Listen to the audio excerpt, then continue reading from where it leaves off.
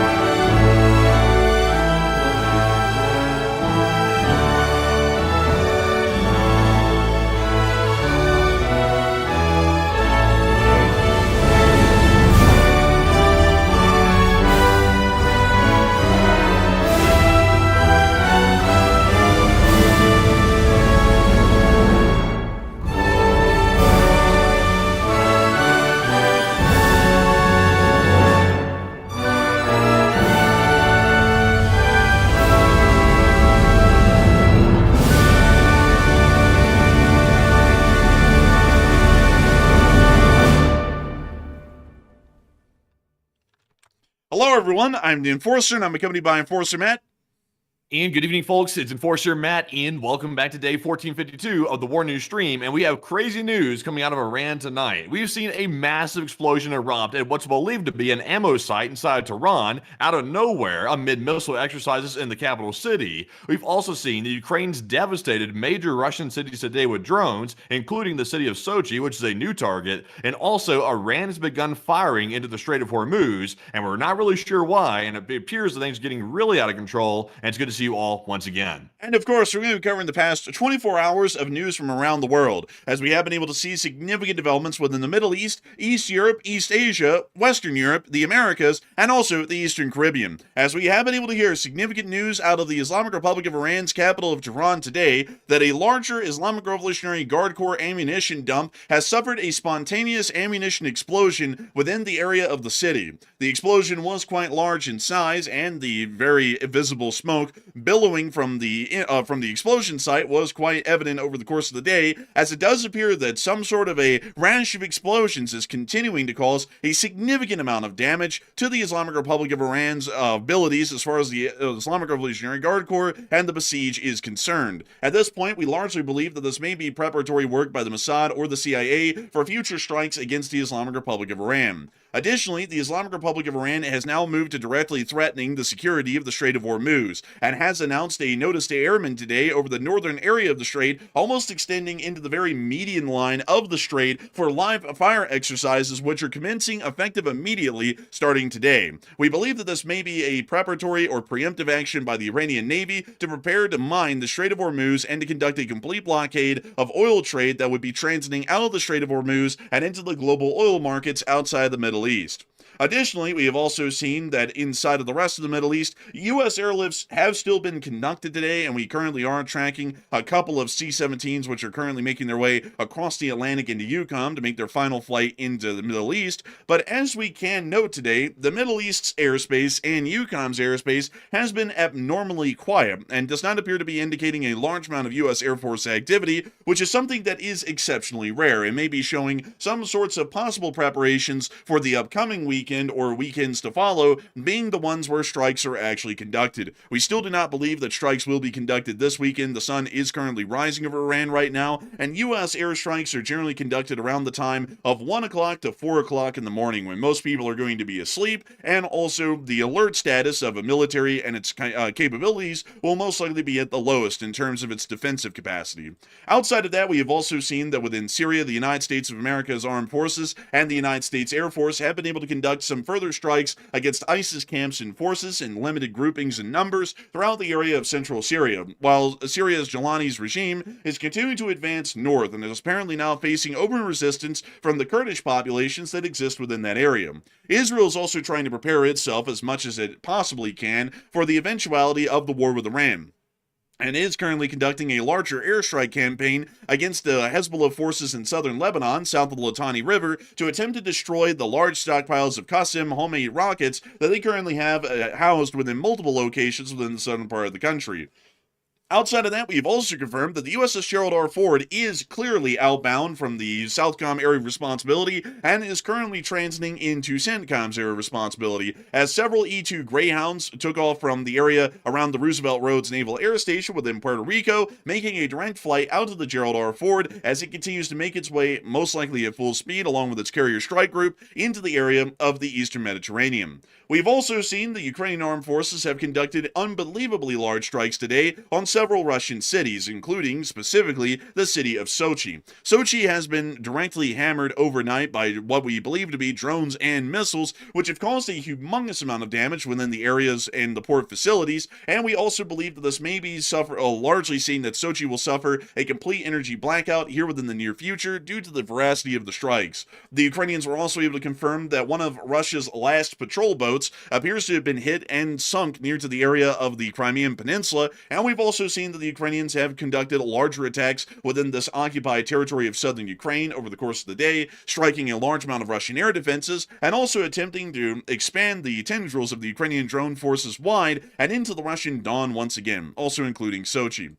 We've also seen the Ukrainian armed forces are making surprising gains within the front line today, and it appears the Russian Federation armed forces near to the area northwest of Velika Novosilka may be threatened with encirclement, as information has come out today that due to the complete lack of communication that the Russian armed forces have with their surrounding units, the Ukrainian armed forces have been making significant gains and also appear to be threatening a larger group of Russian soldiers within this area with a direct encirclement. The Russian armed forces have also been seen to be taking significant losses along most of the active front line as of the course of the day, and it also does appear that at least for now the Russians are still taking incredibly high losses. Even still, the Russian Federation's government has apparently not wanted to admit a critical failing, at least in their lack of communication systems, and we have also heard that the Russian Federation is starting to move into a silent mobilization, one that they're trying to keep under the, radar, as we would call it, as much as possible, considering that the losses in Ukraine have become so high that regular volunteer enlistment sorts of rotations does not account for or cover the amount of losses that they're taking in Ukraine, and the Russian army is once again beginning to slide into a total loss of manpower military-wide. Outside of that, we do have a lot of other interesting news to cover, including some information that came out as a follow-up about the Navalny massacre, or more so of Navalny assassination within the prison in northern Russia, but we are going to be making sure, folks, to get through all of this news and every other smaller piece of news that we weren't able to cover in our intro right now, starting with our largest story first, and then moving our way on down into the smaller stories throughout the night. Suffice it to say, folks, today has been a wildly large day of news, and we are going to be making sure to get into it starting immediately. Moving us into the capital of Iran, the city of Tehran, which sounds very similar to the name of their country, we were able to see, first and foremost today, that there was a major explosion in Tehran, which appears to have been, largely happening around the area of an Islamic Revolutionary Guard Corps ammunition dump near to the outskirts of the city.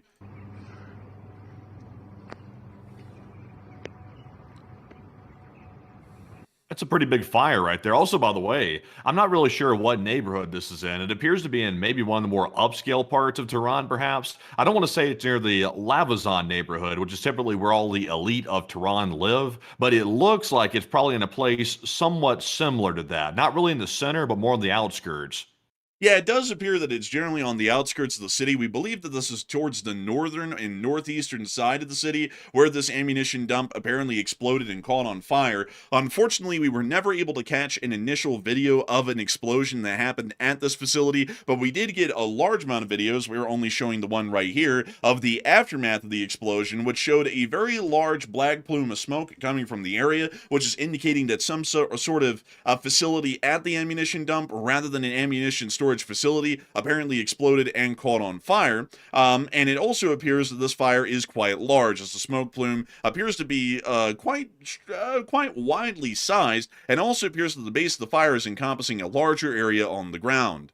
It seems as though at this moment, explosions within Tehran are becoming a very high frequency, or at least commonality, on the day-to-day basis within the city area. And it also does appear that as a result of this, the Islamic Republic of Iran is becoming a lot more paranoid. It appears quite obvious to us here on the channel at this point that some sort of intelligence group, either the Mossad or the CIA, are conducting a large amount of on-the-ground sabotage and espionage actions against the Iranian government and key Iranian military facilities around the capital city, as we've been able to hear of a large amount of incidents much like these over the course of the entirety of about a week now, and they're only getting larger in scale, and they're only starting to hit targets that are even more important and more impactful to the overall situation that the Iranians would see in the outbreak of war around their capital city.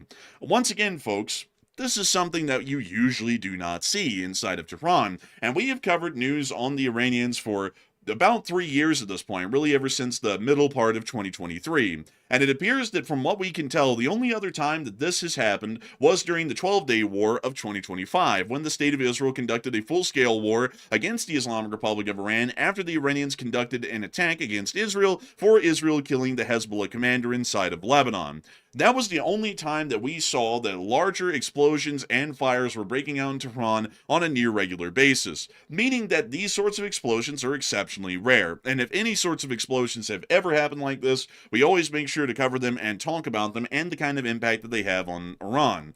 This is the first one that we've seen of this size, specifically on an ammunition dump around the area of the capital city. We believe that the facility may have housed some sort of ammunition that would be pertinent to the defense of Tehran, highly likely some form of air defense munitions, possibly even of the 23mm variety for the Gush guns and the Shokas that the Iranians operate in high frequency around the area, but we do not believe that this facility was housing any larger air defense missiles that would be used by an S-300, an S-400, an HQ-9, an HQ-19, or any other similar air defense missile systems like those. It seems that it was most likely some sort of direct gunfire type or gun-based air defense system that the ammunition being stored at the facility was generally going to be used for. It also appears that a lot of people are talking about whether or not the U.S. is going to conduct an attack on Iran, because these sorts of explosions and fires, they're happening quite commonly throughout the country, particularly within the capital, which would seem to be clearly showing that there's some sort of an on-the-ground activity that's happening there.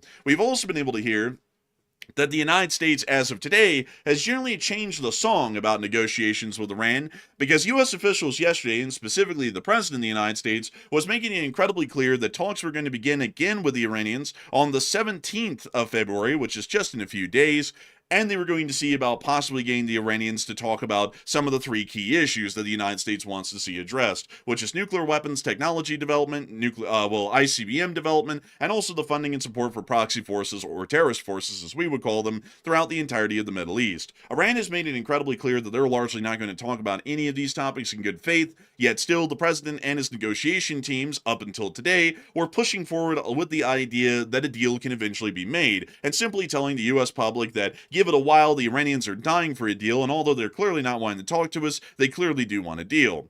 As of today, the story has largely changed, however, and now some U.S. officials are saying that there is a 0 chance that Iran will agree to any sorts of U.S. proposals in a negotiation effort that will be coming up on the 17th of February, largely meaning that even U.S. officials are understanding now that the negotiation and diplomatic route to the end of these rising escalations is generally completely fruitless and will not result in anything around the 17th of February when the next talks are conducted. And Matthew, what are people thinking about that right now? Are people thinking that attacks are guaranteed at this point because of that statement and the large explosions that continue to happen throughout the entirety of Iran due to very dubious circumstances? Or are they thinking that the U.S. is probably going to try and broker a legit deal with the Iranians and get this thing wrapped up with a nice bow? And what are you thinking about that as well? Okay, so it's kind of a strange turn of events here. The U.S. officials went to go negotiate with the Iranian officials in the Middle East, and they came out of the meeting and were so disappointed. Even though they were trying to push for a deal, they literally, reportedly, came out of the building. They called up the executive and said, there is zero chance that these people will agree to anything. They are not agreeable to pretty much any proposal that the U.S. is putting on the table. So it's become basically impossible to even use the talks as a stalling tactic because Iran literally will not give on anything, which makes no sense because Iran doesn't really have leverage. So what do you think about that? Are attacks now guaranteed at this point? And 77% said yes, the attacks are pretty much guaranteed, while 11% said it's a 50-50 chance, and 8% said no, diplomacy is still preferred. And at this point, diplomacy is not an option. That's very clear at this point. The U.S. officials were the ones pushing for this deal. They're the ones who really wanted to make a deal, or at least they made it seem like they wanted a deal. And I mean, now there's no chance of it. They're literally saying there's zero chance, which means they've pretty much ruled it out. And we're already seeing very strange events take place. We're seeing explosions in the capital city. We're seeing the airspace of the Middle East completely clearing out for the most part. And it seems like the final steps of this attack preparation are in motion at the moment. So I'm with the 77%. Now, I still believe that attacks are guaranteed, and they're definitely guaranteed now after these statements have come out by U.S. officials. But Enforcer, what say you? I would say that I would be the 77% without a doubt. Attacks are guaranteed against the Iranians at this point. There really is no other way to go about this. There are some very clear and evident facts that we have to talk about when we deal with the Iranians, and here are the facts. The Iranians will never enter a negotiation in a good faith approach, meaning that any sort of attempted negotiation or attempted deals that are made with the Iranians are basically for naught. If you want a great example of that, you can look at the Obama-era JCPOA, which was a nuclear agreement between the United States and the Islamic Republic of Iran, where the Islamic Republic of Iran pinky promised with the United States and, crossed their heart and hoped to die and all that crap, that they were not going to produce weapons-grade uranium, which is over at 90% enrichment grade. Over the course of the entirety of the JCPOA, the Iranians were producing weapons-grade uranium, and were simply duping U.S. inspectors that would come over to Iran to ensure that they were not producing any sort of weapons-grade uranium, and they would just show them the energy-grade uranium that they were producing, while hiding the weapons-grade uranium at facilities like Pickaxe Mountain and others, which were generally unknown to the United States to be operational nuclear facilities at that time. We also know that the Islamic Republic of Iran will not negotiate on their missile development programs. The Islamic Republic of Iran not only wants to develop a nuclear weapon to target Middle Eastern allies and also the State of Israel, but they primarily want to target the United States of America, which is currently out of reach by the Islamic Republic of Iran due to the limited range of their missiles. That is why they are completely unwilling to negotiate with the United States about missile development programs, because they already have short-range ballistic missiles and they already have intermediate-range ballistic missiles. The one type of missile that they lack, and the one type of missile that they would need to directly attack the United States of America, is an intercontinental ballistic missile. That is the only one that they are actually still working towards at this point, because they have the other two types of missiles, the short range and intermediate range. The intercontinental ballistic missiles have not been developed yet, and they are still working on that at this point. They have made it incredibly clear to the United States that they will not negotiate whatsoever on the development or stoppage of the development of an intercontinental ballistic missile. And then that brings us to the other two important points. They have completely refused to stop their funding of the Islamic Revolutionary Guard Corps terrorist factions of Hezbollah, Hamas, al-Nusra, and the Yemeni Houthis within western Yemen, and they've also largely completely refused to stop their development of nuclear weapons programs. And in prior times, when we took them at face value that they would stop or slow their nuclear weapons development programs, they flat out lied to us, and while they had agreed to not develop their nuclear weapons, they were still silently developing them in the background. For all those and also one other large reason that I have to point out that we cannot forget is that the Iranians have conducted an atrocious crime against humanity earlier this year by wiping out 40,000 people inside of their country and killing them in a larger massacre. It's quite clear and obvious to me at this point that you really can't negotiate with the Iranians, and really trying to negotiate with the Iranians is simply trying to buy some level of time. And so I would have to say that clearly the U.S. attacks against Iran will have to happen at some point in the future, or at least at a minimum, Israeli attacks with the U.S. defending the Israelis once the Iranians start firing back at them will have to happen at some point within the next month. There's really no other way that this could go, or it has to eventually happen in the future. Might not be this upcoming month, might be within the next month after that, but it has to happen eventually because the Islamic Republic of Iran is not a nation to be trusted, and it is also a nation that does not have the best interests of the United States at heart and would never make a compromise or any attempt to meet the United States in the middle in that regard. We have already seen that the Iranians are quite clearly starting to get towards that level of trying to screw over the United States any possible way they can, as we were able to see that today, the Iranian Fars news agency put out this picture. It's a satellite picture of the Strait of Hormuz, with no context whatsoever. It's just a picture of the Strait of Hormuz. Now, a lot of people who have keenly listened to this channel over the past few days would know exactly why they sent out this picture.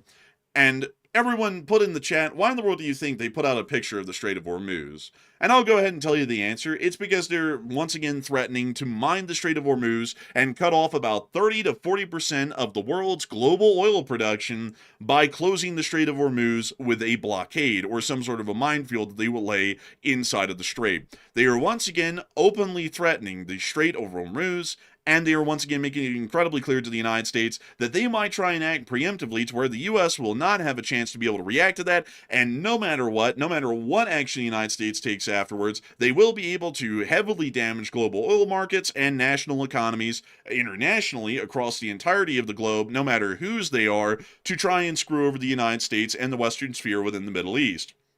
We've even seen that they've now gone as far today as issuing a NOTAM within the northern area of the Strait of Hormuz, extending a little bit into international waters, as the Iranians are now stating that live gun and missile fire drills are planned within this area over the 14th of February and the 15th of February, with a surface to 1,000 feet above sea level in this area for these live fire drills to be conducted. This is already showing us that the Iranian Navy is operating quite heavily within the area of the Strait of Hormuz and is now directly threatening the Strait of Hormuz with a minefield that could be laid at just about any minute at this point, which is highly risky for the United States, at least for our standing currently, because if, once again, to point this out, if the Iranians mine the Strait of Hormuz, 40% of the world's oil for sale on any given day is stuck inside the Middle East and cannot get out until that minefield is cleared. And clearing that minefield could take weeks or it could take months possibly, depending on how difficult that becomes, considering that it's a gauntlet and any forces that would go in to try and demine the area would most likely be under heavy fire, and that would greatly slow down demining efforts. And that means that the world would be operating on 70 to 60% less available oil in every country around the world, which will skyrocket oil prices and greatly slow down economic activity and make it a lot more difficult for people to afford daily life if the Iranians are able to pull that off. And a lot of people are starting to wonder, due to the Iranians once again largely insinuating a threat against the Strait of Hormuz by putting out that picture today, and also conducting a live fire exercise that now encompasses half of the Strait of Hormuz north to south, a lot of people are wondering, are the Iranians getting ready to try and blockade the Strait of Hormuz before the United States can act first and destroy the Iranian Navy before they get the chance? And Matthew, what are people thinking about that, and what are you thinking about that as well? Okay, excuse me, goodness, girl, I had a little frog in the throat there. But anyways, jumping into this poll right here, we did see that, of course, like the enforcer mentioned, Iran posted an image of the Hormuz Strait with absolutely no context today. So the big question is it a threat to mine or blockade the Strait of Hormuz? And 54% said yes, Iran will blockade it in days, while 24% said no, the U.S. will attack Iran first, and 11% said yes, but Iran will blockade it in weeks and not days. But seriously speaking here, I would say that I think Iran will likely go for this probably in a matter of a week or so. The fact that they're already live firing into the strait is a very bad sign that they are going to ramp things up dramatically. So that's not good. Also, by the way, they're clearly trying to do intimidation tactics against the West. But the problem is, though, Iran actually has the ability to blockade the strait with their little small fishing boats with 50 cals. They actually have the ability to do that. And if the U.S. waits too long, that gives Iran the upper hand. They can mine the strait, they can block it permanently, and then we're in deep, deep trouble at that point. So I think the U.S. is going to wait too late. Iran probably will blockade the strait, probably in a matter of a week or two. So I'm actually with the 11%. But Enforcer, what say you? I would actually have to say that I would be within let's see, that's really hard. I mean, honestly, because here's the thing, folks, right now with what the Iranians are doing, this is a very heavy coercion tactic against the United States that they're doing right now,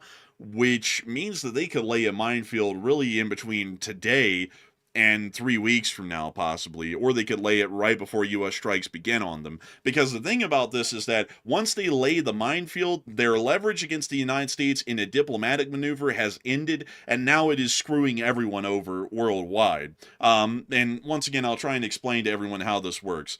First off, we have to lay out the common fact that oil reserves underground that are do not have a straw plucked into them, and you're sucking the oil out actively, do not count for anything right now. It's great and on paper, but you can't actually access that oil at all, so it does not count. So before anyone ever says, because I know someone's about to say it, oh, but Enforcer, the Middle East doesn't matter because there's all of these giant puddles of oil a mile underground in Venezuela that nobody's tapped yet.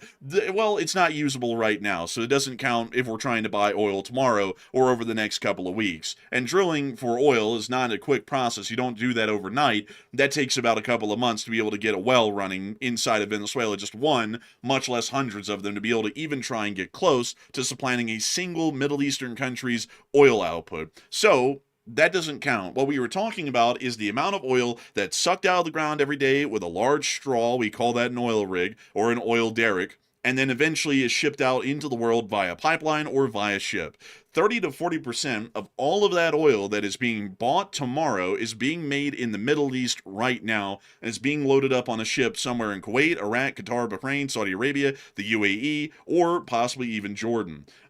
Generally, these are the main areas where oil comes out of the Middle East, and around 30 to 40% of all oil in the world comes out of the Middle East. With that in mind, global oil prices are a globalized standard, and they do not fluctuate from region to region, meaning that if we go look at the price of oil per barrel, and let me go pull that up for y'all right now to show y'all.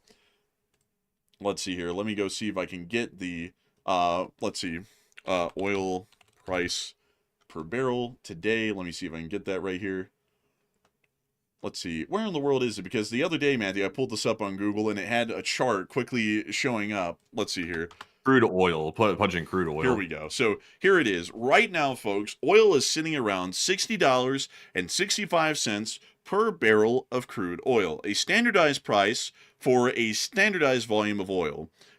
If the Middle East oil market is shut off, this supply is meeting the demand to where it costs $60.65. Now, if you cut down the supply by 30 to 40%, but the demand, which is a constant, remains the same, that means that you have a whole bunch of people who are having to try and buy a lot less oil than they were the other day. That means that the price by default globally is going to skyrocket. We could easily see in that sort of a situation that oil prices could skyrocket $30 to $40 more per barrel to where they're getting close to about $100 per barrel or more. This has a humongous impact on everyone's lives inside the United States and around the rest of the world, and here's why.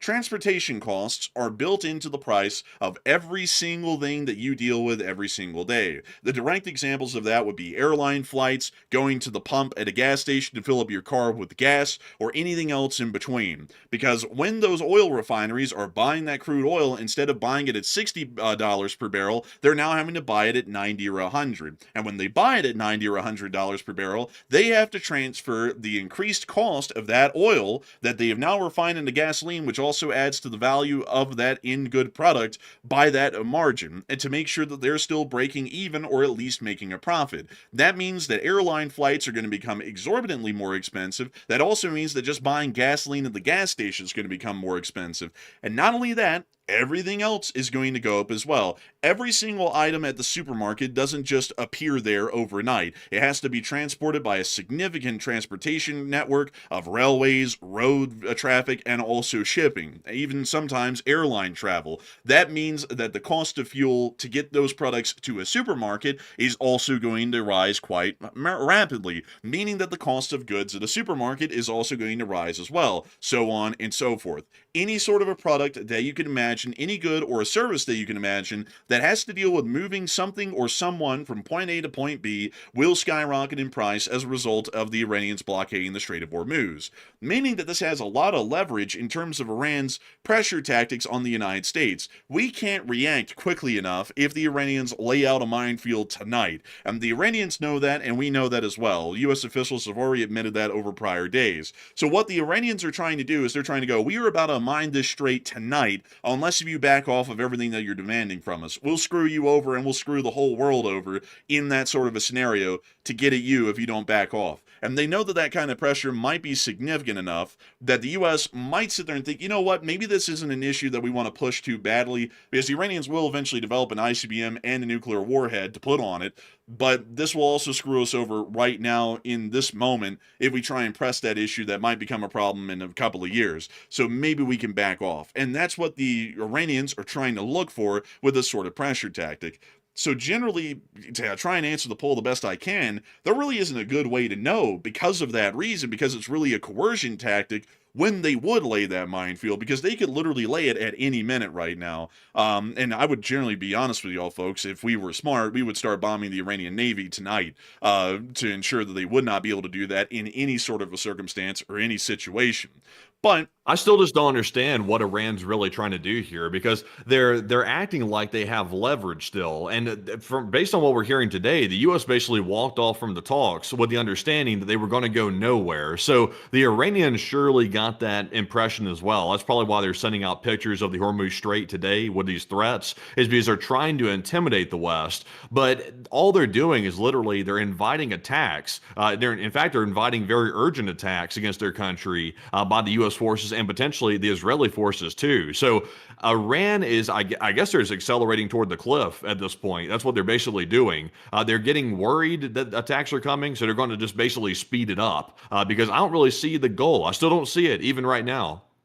I don't see it either. I have absolutely no clue what the goal is. I guess the best shot I can take at guessing what their actual goal or intention is to just try and pressure the United States enough with this threat that the United States might back off and might not press them any further on giving up their nuclear weapons programs, their missile programs, and also the funding of terrorist forces in the region. But that's a pretty big ask. Because right now, folks, Iran poses an imminent threat just due to the fact that they're developing a nuclear weapon. Once Iran becomes a nuclearized state, we can't touch them anymore. Because if we touch them, even right now, if they do not have an ICBM where they can fire a nuke directly at the United States, they can nuke someone else in the area and basically hold another nation hostage to where they say, if you're trying to go to war with us now, we'll just nuke Saudi Arabia and we'll kill as many people as we can in Saudi Arabia unless if you back off. And then that's going to get the Saudi Arabians on the phone with us, and the Saudi crown prince is going to be going, please don't let them do that. We can't do anything against a nuke that they fire at us. Please back off. And because of that, we have to back off. It's the same sort of a situation that we have with North Korea. Once North Korea became a nuclearized power, we can get a little bit aggressive against them, but we can never bomb them, because then they could nuke South Korea or Japan, even if they couldn't reach the United States. And by holding South Korea and Japan hostage in a foreign policy situation, we basically have to back off every time because they've checkmated us. That's why we can't let Iran have a nuclear weapon, because that opens up a Pandora's box to where we start gradually losing influence and control of the Middle East, and that influence and control then moves to a country like Iran, which then is a satellite of China, meaning that then China is generally the one who controls the sphere of influence inside the Middle East. So not really a good situation at all. I have a feeling behind the scenes, I think what Iran is trying to do, this might explain why they're currently holding out and trying to threaten the West, is they do have the capability and also the missiles with the range long enough on them to actually strike into Europe, actually. So I think they might be threatening to do something like that, to go that berserk, because we have heard reports today that analysts are warning that the Iranian regime might try to self-destruct if they detect that they're about to fall and about to get overthrown by the United States. They might launch their entire missile arsenal basically in any which direction they can possibly launch it, which means possibly into Europe, maybe into Turkey, perhaps into the Middle Eastern partner states. It could be anywhere. So, I mean, if they're planning on doing something like that, which is possible, because, I mean, these people are lunatics, they're zealots, and if they detect that they're about to get destroyed, naturally, the way these type of wacko-minded people think, they want to take everybody down with them. So that could be what the U.S. is trying to prevent, which might explain these massive air defense shipments we've been seeing over the last couple of weeks, because they might be planning to do something that wild. It definitely could be the case, and it does appear that it's a fairly concerning sort of an outcome, to say the least. The Israelis are quite obviously seeing that war is on the horizon with the Iranians, and the Israelis are already trying to conduct preparatory action, at least against one of Iran's proxies, which is Hezbollah, by trying to bomb out their missile storages within the southern part of Lebanon, south of the Litani River. We could actually see one of those hits here on this clip.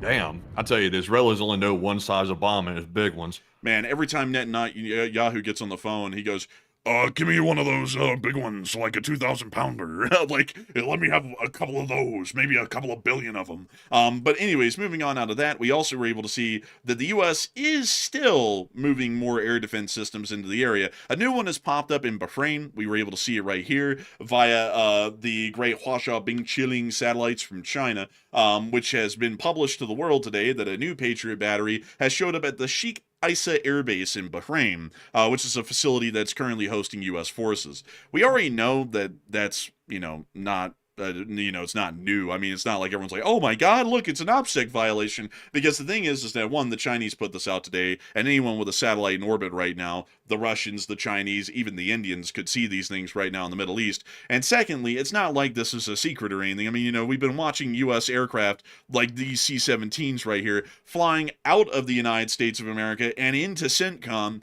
just about every damn day of the week. I mean, literally every day in the dozens. So it's not really something that's entirely new or unheard of. It's clearly something that the U.S. has been working on quite heavily. Most of this is air defense movements and munitions movements that are coming into the area. And this Patriot battery is once again showing that apparently right now our move is to try and get enough air defense into the area that our Middle Eastern allies become comfortable enough with us attacking Iran and not feeling like they're about to get blitzed in return with no defenses, because the U.S. is moving in as much air defense as we possibly can to pretty much create a shield over the Gulf allies that we're going to be striking Iran from, so they're not scared of getting hit back, and they'll generally give us approval for us to use their bases to try and conduct strikes on Iran. That's what we're thinking, at least for now.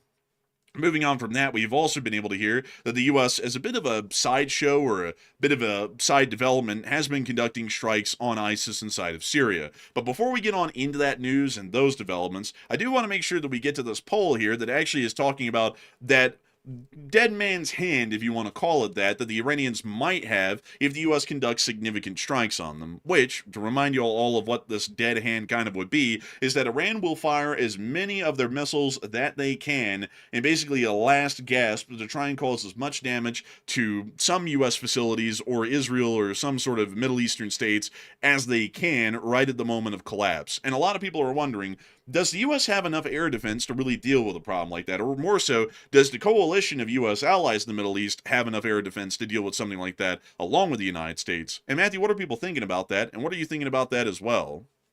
Okay, and also, by the way, while I'm talking about this poll right here, can you be getting pulled up basically the range map showing all the different ballistic missiles that Iran possesses and showing the range of how far they can go? Because I think that'll give people a much better idea of what we're looking at here. So we are hearing, like I mentioned, that analysts are warning that the Iran regime may try to self-destruct and launch its entire full ballistic missile arsenal, perhaps at Europe and literally anybody in range, if they are attacked, and it's a huge threat of them being toppled. So what now? What should happen? 44% said the U.S. will have enough air defense and will be good to go, while 29% said Iran will never have the chance to do that because they'll get destroyed or toppled before that happens. 15% said the U.S. should avoid direct Iran attacks for that reason. So that's one thing we cannot allow to happen, by the way. We cannot allow Iran to hold us hostage in the West under the threat of ballistic missile. Because if we do that, we're going to allow them to get more leverage because they're eventually going to get a nuke. And then they'll be holding us under a nuclear hostage situation, which is way worse than ballistic missiles being used. So I'm going to say I think the U.S. will have enough air defense. That's likely what we've been preparing for over the last couple of weeks. We should be good to go. And Europe, of course, already has their stuff in a row, hopefully, to be able to handle the situation. But as you can see here on the map, they have missiles that can reach into Europe, also obviously anywhere in the Middle East, and even somewhat into Asia a little little bit. So they could cause some damage if they wanted to. But if the U.S. has all of our assets in the region, we have carriers with fighter jets on them, we should be able to shoot this stuff down, mostly before it's able to take off if we're quick enough with it. So I'm with the 44%. But Enforcer, what say you? I'll be with the 44%. I think that the U.S. will have enough air defenses in the area to deal with an Iranian attack if it's like a dying gasp attack. Because the truth is, folks, is that their dying gasp attack is not going to be like a boss battle. They only have so many transport erector launchers. It's not like they just materialize some when their country's collapsing, like, hundreds of them, and then they launch off all the missiles that they have in storage all at one moment. They're still limited by the amount of transport erector launchers that they would have available to be able to set up and fire off these rockets, meaning that their largest dying gasp of a breath could maybe be, maybe somewhere over 120 missiles if they had all of their TELs intact by that point in time, but it probably would be even less than that. And the U.S. can easily deal with 120 missiles being fired by the Iranians. We could deal with that any day of the week, even with the air defenses that we have in the area right now. We have an entire carrier strike group that single-handedly could deal with that and still have plenty of ammunition to spare. Pretty much a third of their, two-thirds of their ammunition would be left over if they had to deal with a dying gasp last attack like that from the Islamic Republic of Iran. So I would generally say that it's not going to be that big of a deal, and the Iranians making those kinds of statements is really more so to fear-monger the public, because here's the thing, folks. If Iran had, let's say the U.S. and Iran are people, and we both have some guys. The United States has 10 guys. Each one of them has a bulletproof shield in front of them. It's strong enough to protect from any bullet. And the Iranian is just one guy, and he has one gun, but he has 1 million rounds of ammo. If that Iranian guy says, you better watch out, Americans, because if you start making me look like I'm about to get taken down and killed, I'm going to pull out this gun, I'm going to fire all 1 million rounds at you. Let's ask this. Can that guy realistically fire 1 million rounds out of one gun in any reasonable amount of time? And the answer would be no. He may be 30 rounds, maybe a magazine, but he wouldn't be able to get off 1 million rounds in a dying breath, no matter how much the guy wanted to. And that's the same problem that the Iranians would have right now. Sure, they got tons of ammo, but they only got a couple of rifles to fire it with, so you can't burn through 1 million rounds of ammo with just a couple of rifles. It's an unrealistic thing, and it sounds scary when you hear it at face value when the Iranians say it, but when you actually think about it, they don't have enough of an ability to launch off enough of these rockets to really cause that much of a threat. They could have thousands of them in a bunker, but that doesn't mean that they have the ability to launch thousands of them at a time. And so with that, I hope that addresses that well. I think the U.S. would easily be able to defend itself against that sort of an attack. And I also see a lot of the people in here who know a good bit about guns saying the barrel would warp, and you're absolutely right. In that sort of a situation, that barrel will probably be glowing orange hot by the time that maybe a couple of hundred rounds have been fired through, almost 1,000 maybe, and the gun would seize up. And it's very similar with the Iranians. They only have a rate of fire that they can keep up well enough, and after a while, it's going to slow down to the point of non-existence. We already saw that in the 12-Day War when they put up the red flag of vengeance and they were screaming from the minarets and stuff back then they were going to wipe everyone out. And they fired off 70 missiles on day one in the first attack, and then every day after that, the volume of missiles that they were able to fire was decreasing by a couple each day in each volley. Until the last volleys in the 12-Day War, I think they were getting down to like 30 and 17 missiles fired in each volley, which was showing that they were heavily decreasing in the rate of fire that they were able to keep up over a sustained period of time. But moving on. And also, by the way, I'm seeing a lot of people talk about the Gerald R Ford being deployed to the Middle East. We have seen evidence that it has left the Caribbean today. We've seen some of the support aircraft that usually service the aircraft carrier appear to be moving out. So it looks like it is definitely underway. I expect we should be looking at maybe 1 to 2 weeks of arrival time for that thing to actually get to the Middle East based on what we know. Possibly sooner, but probably within 1 to 2 weeks. And I saw several people asking a second ago. They said, well, could the U.S. Conduct strikes on Iran and be properly prepared to respond to the disaster that may unfold after the fact from the retaliation from Iran without that carrier being there? And generally speaking, that's the question, because we do have the Lincoln. It's currently off the coast of Oman, but the aircraft carriers are really not there for, I would say, offensive capabilities. It's more like they're there for defensive capabilities, because they're going to have to launch a bunch of these fighter jets to go in the sky to shoot down drones, missiles, etc. Whatever can be shot down, the fighter jets supplement the on-the-ground air defense. So if we're expecting, like for example, like the poll we just went over, that Iran might try a last gasp of breath attack on European allies, etc., we have to have more aircraft carriers in the region to make sure we have enough fighter jets to shoot down these in-air threats. So I think they'll probably wait. Now, that's my guess. They'll probably wait for the second one to show up because this is a real threat. Like, for example, if Iran actually carries us out and they start firing hundreds of ballistic missiles and all of a sudden we get overwhelmed, that could be overwhelming casualties in these countries in the region. And that would be very irresponsible of the U.S. to allow that to happen. So that might explain why they're going to wait. But unfortunately, do you think they're going to wait on the Ford or they're going to go ahead anyway? I think they're highly likely going to wait on the Ford because they're wanting the carriers and their strike groups there really for defensive fire reasons, at least for now, from what we can tell. And the carrier strike groups are a necessity for defensive fire and even offensive actions as well, because the carriers are the only, I guess you could say, air arm in the entire region that are not affected by another country saying no, because Saudi Arabia could say, no, you can't attack Iran from Saudi Arabia, and all of those aircraft are grounded for attacks. Because if we tried to attack Iran from Saudi Arabia's air bases, that could cause a huge diplomatic scandal, and then they could kick us out of the country. So the aircraft carriers are incredibly important for offensive operations, but we always have to remember, folks, that it's not the actual carrier that is always the most important thing in a carrier strike group. It's always the Arleigh Burkes, at least in this scenario, that probably would be the stars of the battle if it actually happened here soon, because these things are giant floating air defense batteries. They carry about 90 or so air defense missiles on board of each ship, and also they carry the most advanced air defense missiles available to the United States, which is the Standard Block SM-3s.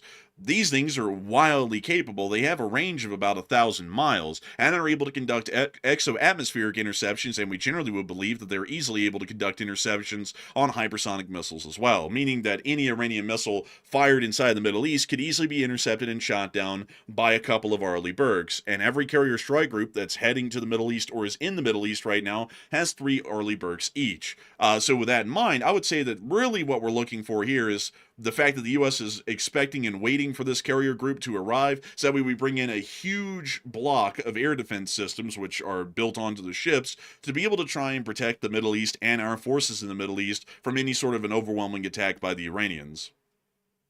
Yeah, it could be. Also, by the way, I saw someone else point this out. If the Ford, I just want to make this point real quick because this thing has been on deployment for a minute.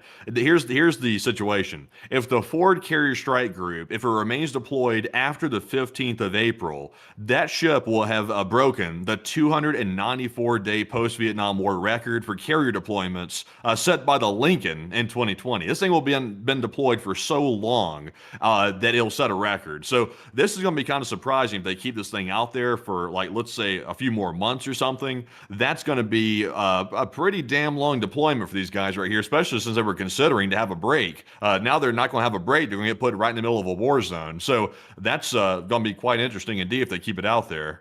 I would have to say, folks, I don't know. I just don't really know what in the world the Department of Defense is thinking, because I can tell you all this. This carrier will conduct its duties and operations in the Middle East faithfully when it gets there, but there's going to be a lot of guys in that carrier that are well trained for their roles and positions on that ship that are going to be second guessing re-enlistment when they come back after that long of a deployment, because nobody wants to be on a ship for 12 straight months, literally almost a calendar year, which is probably what will end up happening with this ship, because they might have their deployment extended by another 4 months, which means that they'll be on the ship for a solid year. That would be hell on earth. I mean, I don't really think a lot of people can even get the idea of what living inside of an aircraft carrier would be like, or on a naval ship. But from what I've heard from a lot of people who have been on board the ships, there's no amount of steak and lobster that they can give you after a while that gets over the fact that you've been stuck on a steel can for about a year inside of the world's oceans, at least from people that I've talked to. So I don't really think that that will end up well, at least for re-enlistment's sake, for those sailors on board the carriers. But it appears that we really have no other choice, because it doesn't sound like that George H.W. Bush is going to be ready anytime soon for a deployment, because it's still conducting carrier preparedness drills, and it also looks like they're not wanting to speed those up. So this is really the only carrier that we have available on call within the area to be able to send out there and conduct any actions, even if it means that a lot of these sailors are not going to be re-enlisting when their contracts come up to term. But outside of that, a lot of people are talking right now about whether or not the U.S. is going to be waiting for the Gerald R Ford to get there. And also, really quickly to cover this news, since we showed it and I don't want to gloss over it too quickly,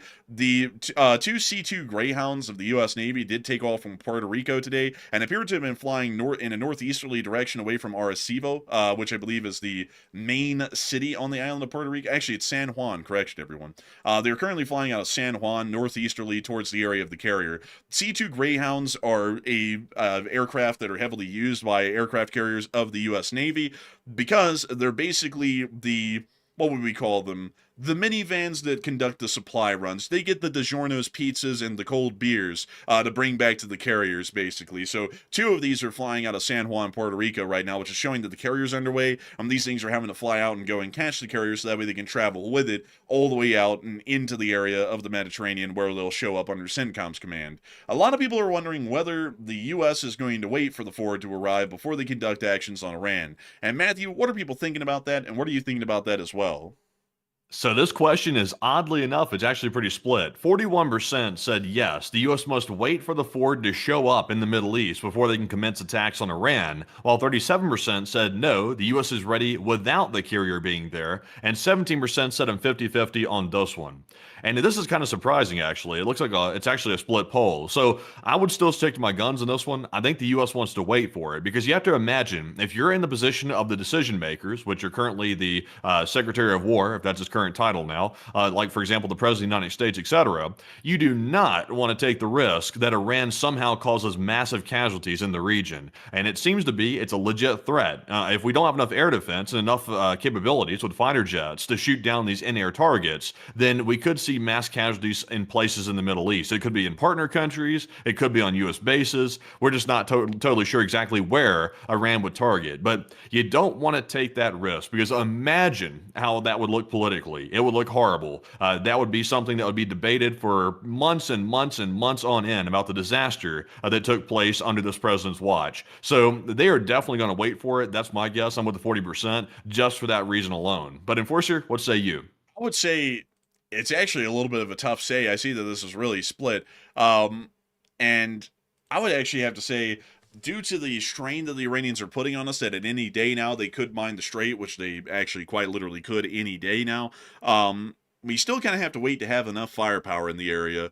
And this is also why, folks, I just want to make this a little bit clear, because this is a lesson for the knowing. This is why you don't put everyone in Southcom's AOR just to go grab some empanada-eating dude in Venezuela, because you have all of these forces that usually would have been hanging out in EUCOM or even in Indo-PACOM, which is literally just one hop and a skip away from the Middle East. Instead, they're 2 theater commands away, and they have to all make their way over there and meander eventually into the Middle East, which takes a lot of time. That's generally why you don't want to have, sideshows like Venezuela taking up all of our military effort and time, because we end up screwing ourselves over when we need firepower quickly in an actual important area of the world like the Middle East. That's why the U.S. can't always go and run every single pet project that we want in the globe, like, sending some guys to Nigeria, or, blockading Cuba, or, taking Maduro out of Venezuela, because it ties up valuable resources and equipment that we could use for important regions like major trading and military partners like the Europeans, major oil producers like the Middle East, or humongous economic partners that we have in East Asia, and also massive technological innovators and producers like Taiwan. But that's why you don't tie up forces like that. But generally, whether or not the U.S. is scared about a blockade, if they tried to act now and we didn't have enough firepower and we weren't sure of overwhelming superiority, the Iranians might get the jump on us and kill a whole bunch of our guys. And because of that, we don't want to really have a humongous embarrassment and a major defeat like that on our hands, so we'll probably wait for this carrier to show up. Even if the Iranians mine the Strait of Hormuz in the meantime, we'll still probably wait for this carrier to show up before we start any operations against the Iranians. But with that, I hope that does address that the best I can. at least in my opinion, because there really is no way for the U.S. to go about this without having overwhelming firepower against the Iranians. So with that, I hope that does address that incredibly well, and also really quickly to get y'all through a little bit of our Syrian news, so that way we can move on into the other major developments that have happened around the world today. We haven't been able to see that the U.S. has conducted more strikes inside of Syria today.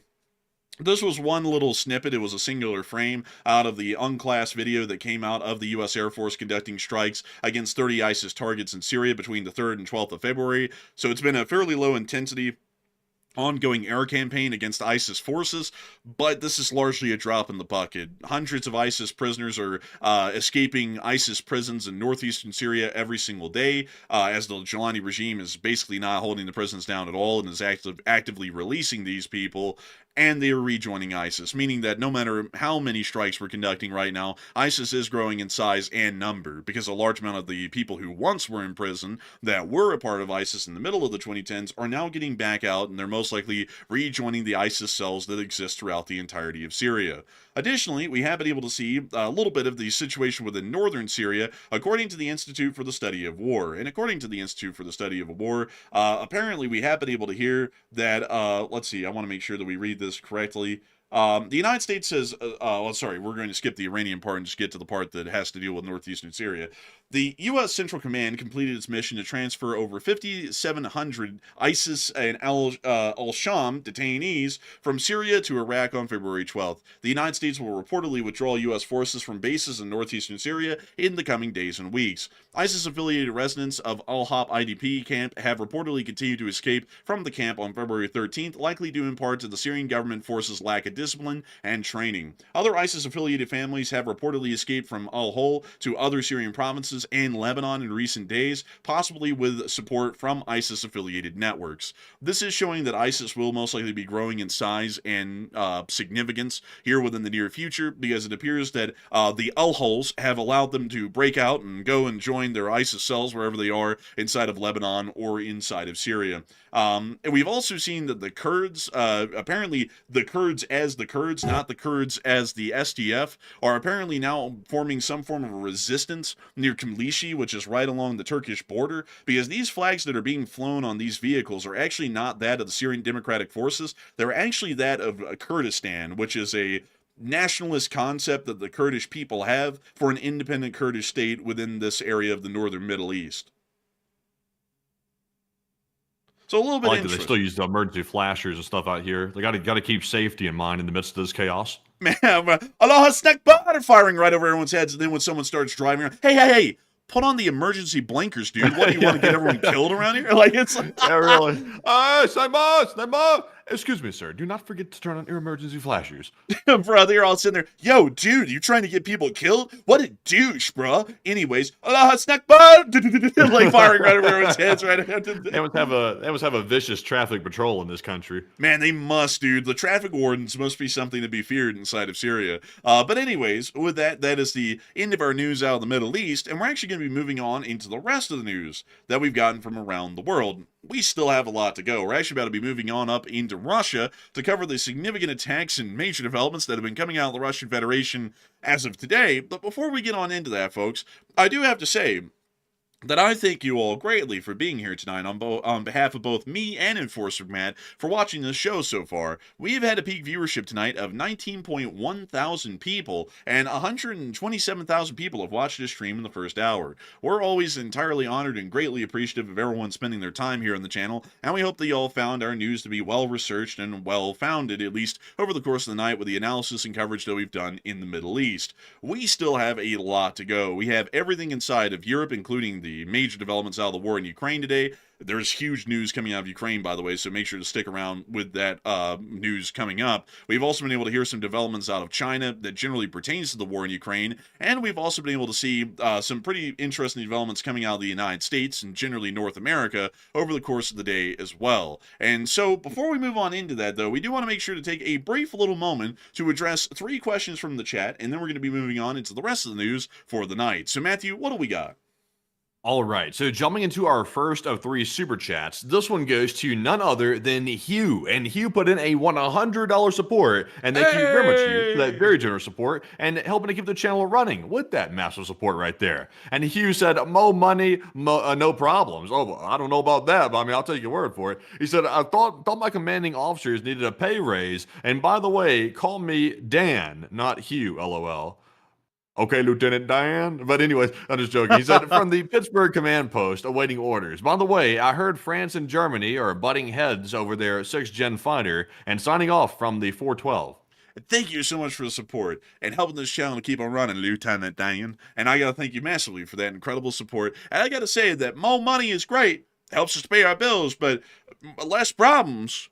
Let's see here. What is that old song, Matthew? What's that? I got heartaches by the number and troubles I by don't know the that storm. song. Man, it's an old one. It's an old one. I think by Marty Robbins or someone like that. It's a good song. But beyond that, I do have to say a humongous thanks to you so much for that amazing support and helping this channel to keep on running, Dan. Because folks like you help this channel to keep on running. You help us to keep this thing ad-free and sponsor-free. And you help us to be able to try and look out for American and Western interests around the entirety of the globe, which is a great and incredible thing to do. And it's a great thing to talk about. And I got to say that it's a wonderful thing to know that folks like you up there in Pittsburgh are a big part of our LSA and help us to continue to see that our people here in the LSA continue to prioritize what's best for American interest, what's best for the home front, and what's best for our allies around the world as a mutual front. And so I got to say, humongous thanks to you so much once again. I hope that does address that incredibly well. And also, France and Germany have been butting heads a little bit about that, but I just got to be honest.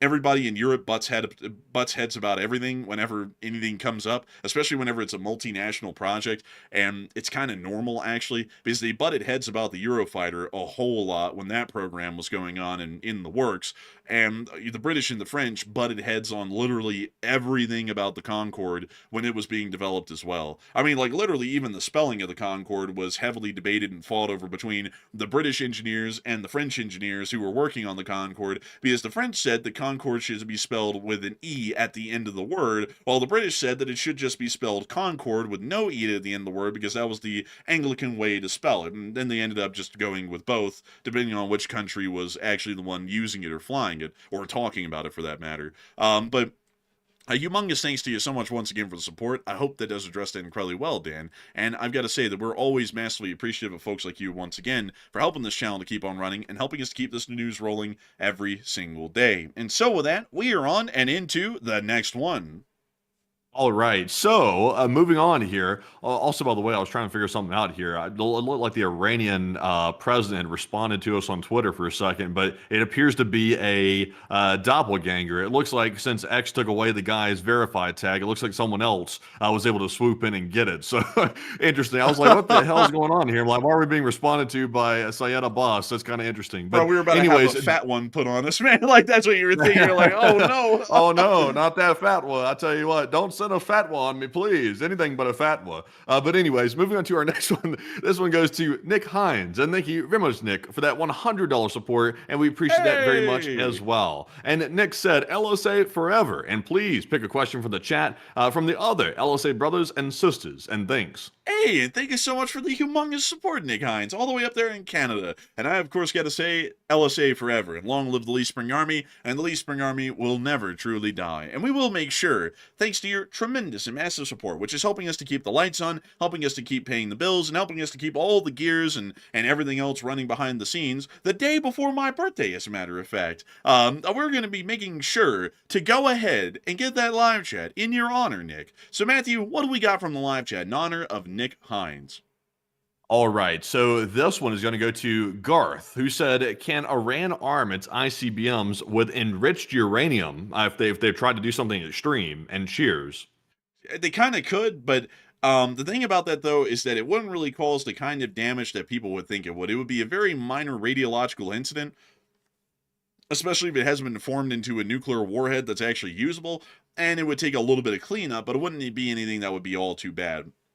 The part that would be concerning, though, is that if they develop a nuclear warhead and then they have an ICBM, then we're in for a real world of crap at that point, because then at that point they could fire off an ICBM that's nuclear armed in the United States. So that's generally the bigger problem that we'd have in that whole deal there. So with that, I hope that does address that the best I can. And huge thanks to Nick Hines once again for that incredible support and helping this channel to keep on running, because if it wasn't for folks like you, we wouldn't be able to make this thing possible, and we wouldn't be able to keep it running. And also, by the way, I see a lot of people talking about that. They're like, wait, what? And yeah, tomorrow, the 15th of February, is my birthday. I'm going to be turning 24, which is probably going to be a huge shock to a whole lot of people who are listening, because they're going to be like, wait a minute, that guy's 24? How old is his brother? Well, my brother is actually 930. I'm just kidding. He's actually 25. He's going to be 26 here in a little bit, though. You know, it's an interesting thing. But beyond that, though, tomorrow is actually my birthday. So, you know, that's going to be pretty cool. It's a Sunday night fundraiser, so that'll be a pretty cool thing. We get to fundraise on my birthday. But anyways, with that, we are going to be moving on and into the last question of the segment, and then we're going to be getting on into the rest of the news that we have from around the world. So what do we got, Matthew? All right, so our last one goes to Hokey Redneck, who puts in a $100 support as well. And thank you very much, Hokey, for that massive support, and we do appreciate that very, very much, as always. Hey! And Hokey said, do we have any replacements for the Greyhounds or Hawkeyes? They're about 50 to 60 years old at this point. I don't think we do at the moment, but I'm sure we're probably trying to work on one somewhere. Let me see if I can pull up, let's see, E2 replacement. Let me see if I can find one here really quickly for us. Let's see, the U.S. Navy is developing a next-generation command and control aircraft to replace the E-2 Hawkeye. So they currently are working on something to replace them right now, the transport version and the AWACS version, but it doesn't seem that they really have a tangible prototype out there yet, even in the bidding process to pick, because they haven't really spoken about it more than we've got one kind of like in the works as far as like a concept. They have a concept of a plane. So, you know, that's a famous line right there. So sadly, we don't have a direct replacement that's going to be replacing the E-2 really soon, but that's okay though, because the military uses aircraft like that forever. Some C-130s that are flying right now are over 50 and 60 years old. A lot of them are, actually, which is kind of crazy because those things are older than most people alive right now, but yet they are still flying. So luckily, considering that they're not in a combat role, which would see them undergo a great deal of strain and generally become worn out airframes really quickly, these aircraft can operate for a very long period of time and probably will have to be replaced within the next 10 years if we're going off of what the C-130 generally has lived for as long as it has, but it won't have to be replaced entirely soon, like right now.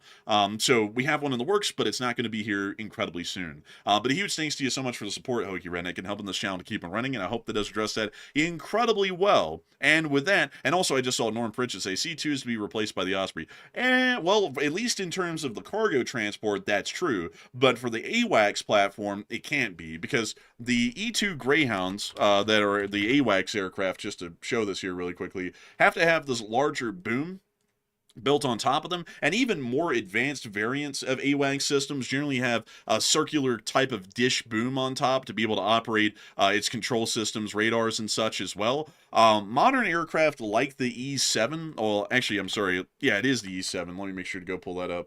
The E-7 Wedgetail, they do have a more advanced AWACS system that is not dish-shaped. It's more so, I guess you could say, what in the world would that be described as, Matthew? Like a little, like, rectangular shape? Yeah, not really cylindrical. It's more rectangular kind of a shaped system, but we don't really know if that can be equipped onto a CMV-22 Osprey. That's the thing. We think that its fuselage might not be long enough to really fit one of those, and if it's not long enough, then it has to fit the normal dish, and if it fits the dish, the propellers, when they rotate upwards, would actually collide with that dish, and therein lies the problem as to why the MV-22 can't become the AWACS. I think it might be obtusular or hexagonular. Maybe, or one of them dang newfangular, but anyways, I hope that we've addressed that well, at least the best we can. That's like, you definitely are right with the Ospreys replacing the Greyhounds for transports, definitely, but for AWACS, they would run into some clear design issues there, which would have to be overcome and really can't be overcome, at least from what I know. But anyways, with that, I hope that does address that well, and it's time for us, folks, to move on. Also, Richard Manieren said, it looks like a surfboard. Yeah, it really does. That's actually the best description I saw of that. It looks like a surfboard. But with that, folks, it is time for us to move on and into the rest of our news, because we still have a lot to go, and it's wildly interesting news. So, moving us on out of the Middle East and directly north into Europe, the Ukrainian armed forces have been confirmed to have conducted another major attack against the Russian Federation overnight with their drone forces. This one appears to have solely targeted the area around Crimea and also the Russian Don, which is the most southerly part of Russia, or as some people like to call it, the hind leg of the pig. And if y'all are wondering why is it the hind leg of the pig, if you ever look at Russia on a map, where it's just the European continent, let me actually show y'all that map of Europe. And let me see if it cuts it off at the European continent. So, some people have always said, when you look at a map of Europe, that considering that the Ural Mountains divides Europe from Asia on these maps, this actually looks like a pig that's kind of like standing up on its hind legs, and this is its rear end, that's its tail right there, or something close to it, and that would be its hind leg. So that's what I mean by the hind leg of the pig, by the way, just in case anyone was wondering. But outside of that, though, the attacks were generally conducted within this area, and the attacks also led to the closure of the Kerch Bridge. The Kerch Bridge was not directly attacked or hit in the process of this. All of the drones literally bypassed the Kerch air defense perimeter and went for, I guess you could say, bigger targets, particularly Sochi. Sochi was the home, I believe, of the 2014 Winter Olympics for the Russian Federation and generally the world. That was before everyone found out the Russian athletes are juicing like Lance Armstrong out there, and then they got kicked out of the Olympics and they can't compete as a nation anymore because juicing is such a big thing for the Russians. But it appears that the Ukrainians have largely knocked the juice out of the power grid last night, and we were able to see a decent amount of these clips, and they were showing a pretty bad sight in Sochi. So here's the clip. Oh, Bliat. Oh! Oh, man. Oh. Man, they got those classic air raid sirens, man. Dang. Base boosted. Oh, wow. A little light. Man, I'm going to turn those down a little bit, actually, right there. It's freaking me out, man.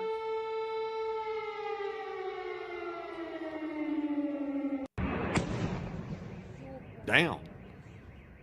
Man. Sochi Bear is not going to be happy about this one. Man, Sochi Bear is weeping. Man, Sochi Bear is getting ripped limb by limb.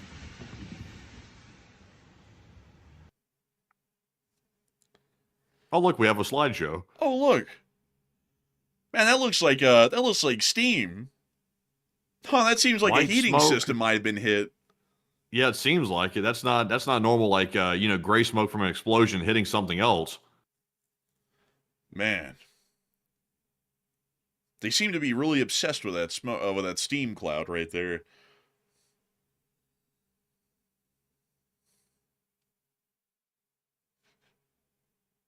There's a little extra steam closer to the camera, it appears like.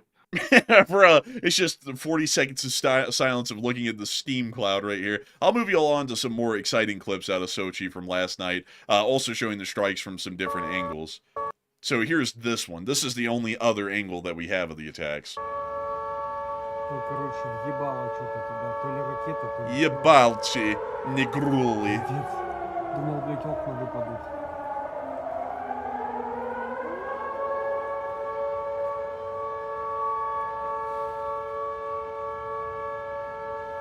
Man, I'm telling you, man, Sochi nights are getting into that point where they're about to start singing that song. Oh, Man, man, you can tell that Sochi doesn't really have many attacks happening on their place because their air raid sirens don't really sound like they use that much, and also they're all mismatched too.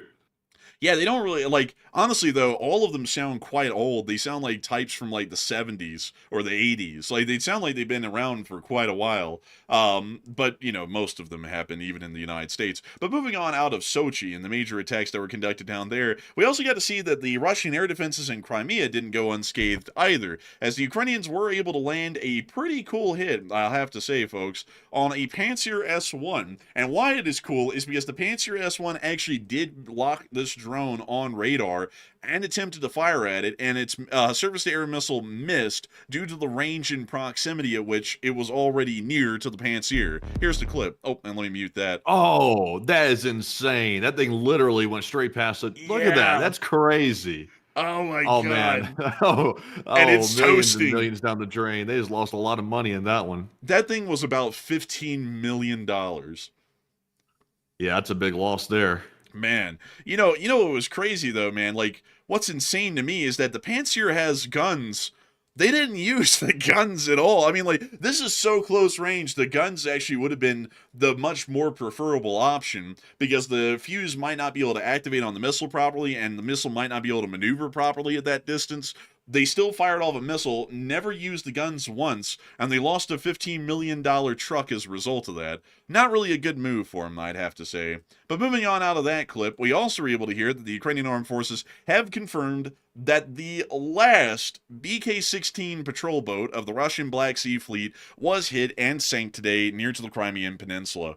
What a wonderful bit of news that is. The Russians actually had 4 of these in the Black Sea Fleet. They're fairly new, as y'all can tell by the design, but they are quite lightly armed and they're incredibly small. They're little coastal patrol boats. They're generally more so for interdicting special forces teams from landing on shore, or at least patrolling for special forces teams that might be getting close to shore, and also trying to conduct some customs inspections or interdictions to board ships that are civilian and generally unarmed. The Russians had 4 of these at the beginning of the war. They lost 3 of them in 2022, literally in the opening year of the war, and this last one here, this BK-16, it has survived 4 years of war, while all of its other sister boats in the fleet had been sunk in the first year. This one finally got hit and sank, so the Russians are completely out of patrol boats at this point in the Black Sea Fleet. So nice. Nice to hear. Moving on out of that, we've also been able to hear that in Belgorod, the situation is only deteriorating. But before we get into that news out of Belgorod, because that doesn't have anything to do with the attacks, it's just more so the quality of life that's ongoing there right now, a lot of people are talking about these massive attacks, like the ones that just happened in Sochi overnight, and whether or not these are going to become routine, at least the strikes on a wider depth of energy infrastructure across the whole of Russia. And Matthew, what are people thinking about that? And what are you thinking about that as well?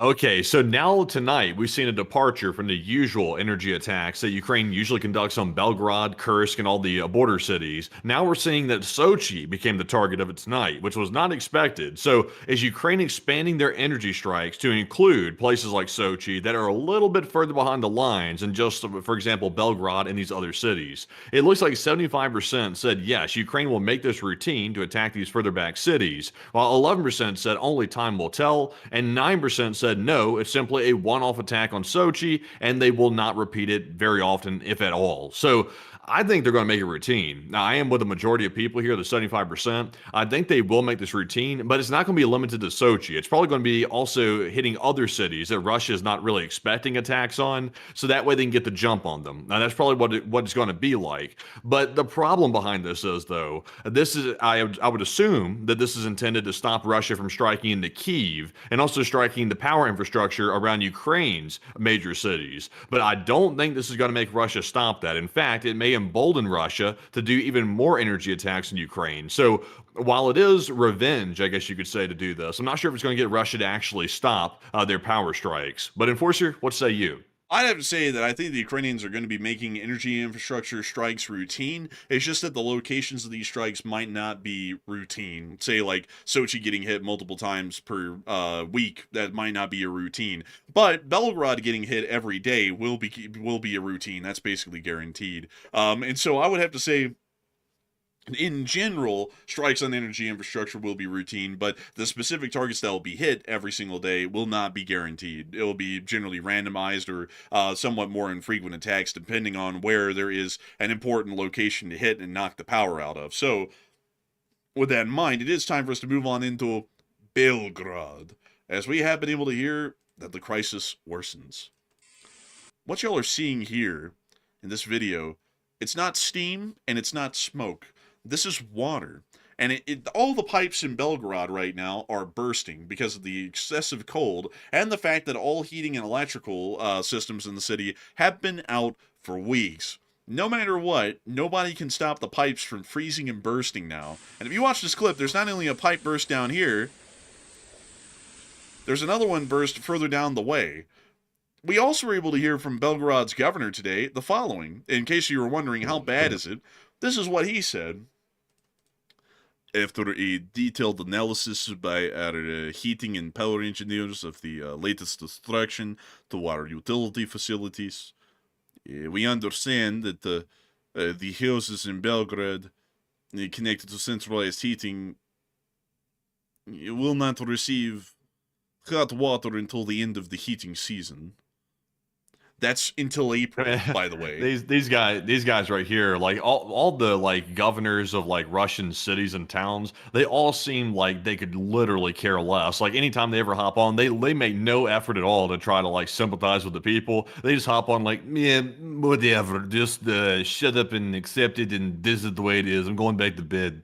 Man, this guy is going to sit there and say, I wish for you to have a great Christmas, peace on the world, hell. Bro, like, this is what that guy's about to say. Oh, man, this guy right here has got no soul. Can you imagine, like, people trying to bring up a grievance with somebody like this? He doesn't give a damn. He's probably, whatever, just piss off, would you? It's like, this guy does not care. Man, you know, this guy sits there when people come up to him and they say, there's radiation in the atmosphere. He goes, I once was a worker in a shoe factory. Now I'm the leader of the oblast. Glory to the workers of the world, man. Like, he's that type, man. Like, oh, man. He's lame. This guy's lame right here. Kind of like most of the Russian government. I mean, truly. But also, by the way, folks, the Russians are going to be out of water, hot and cold, and heating for the entirety of now till April. So they're going to be out of in most of every civil utility that would be necessary for about a month and a half to 2 months. Oof. That sounds unfortunate for the folks in Belgorod. Also, we have been able to hear that up in Moscow, it appears that the Russian military is really pushing this Messenger Max thing from what we're now hearing, because apparently military commanders in Russia don't want to admit the major failure that I've already told you all about, that they can't provide reliable comm systems as standard issue equipment in the Russian military.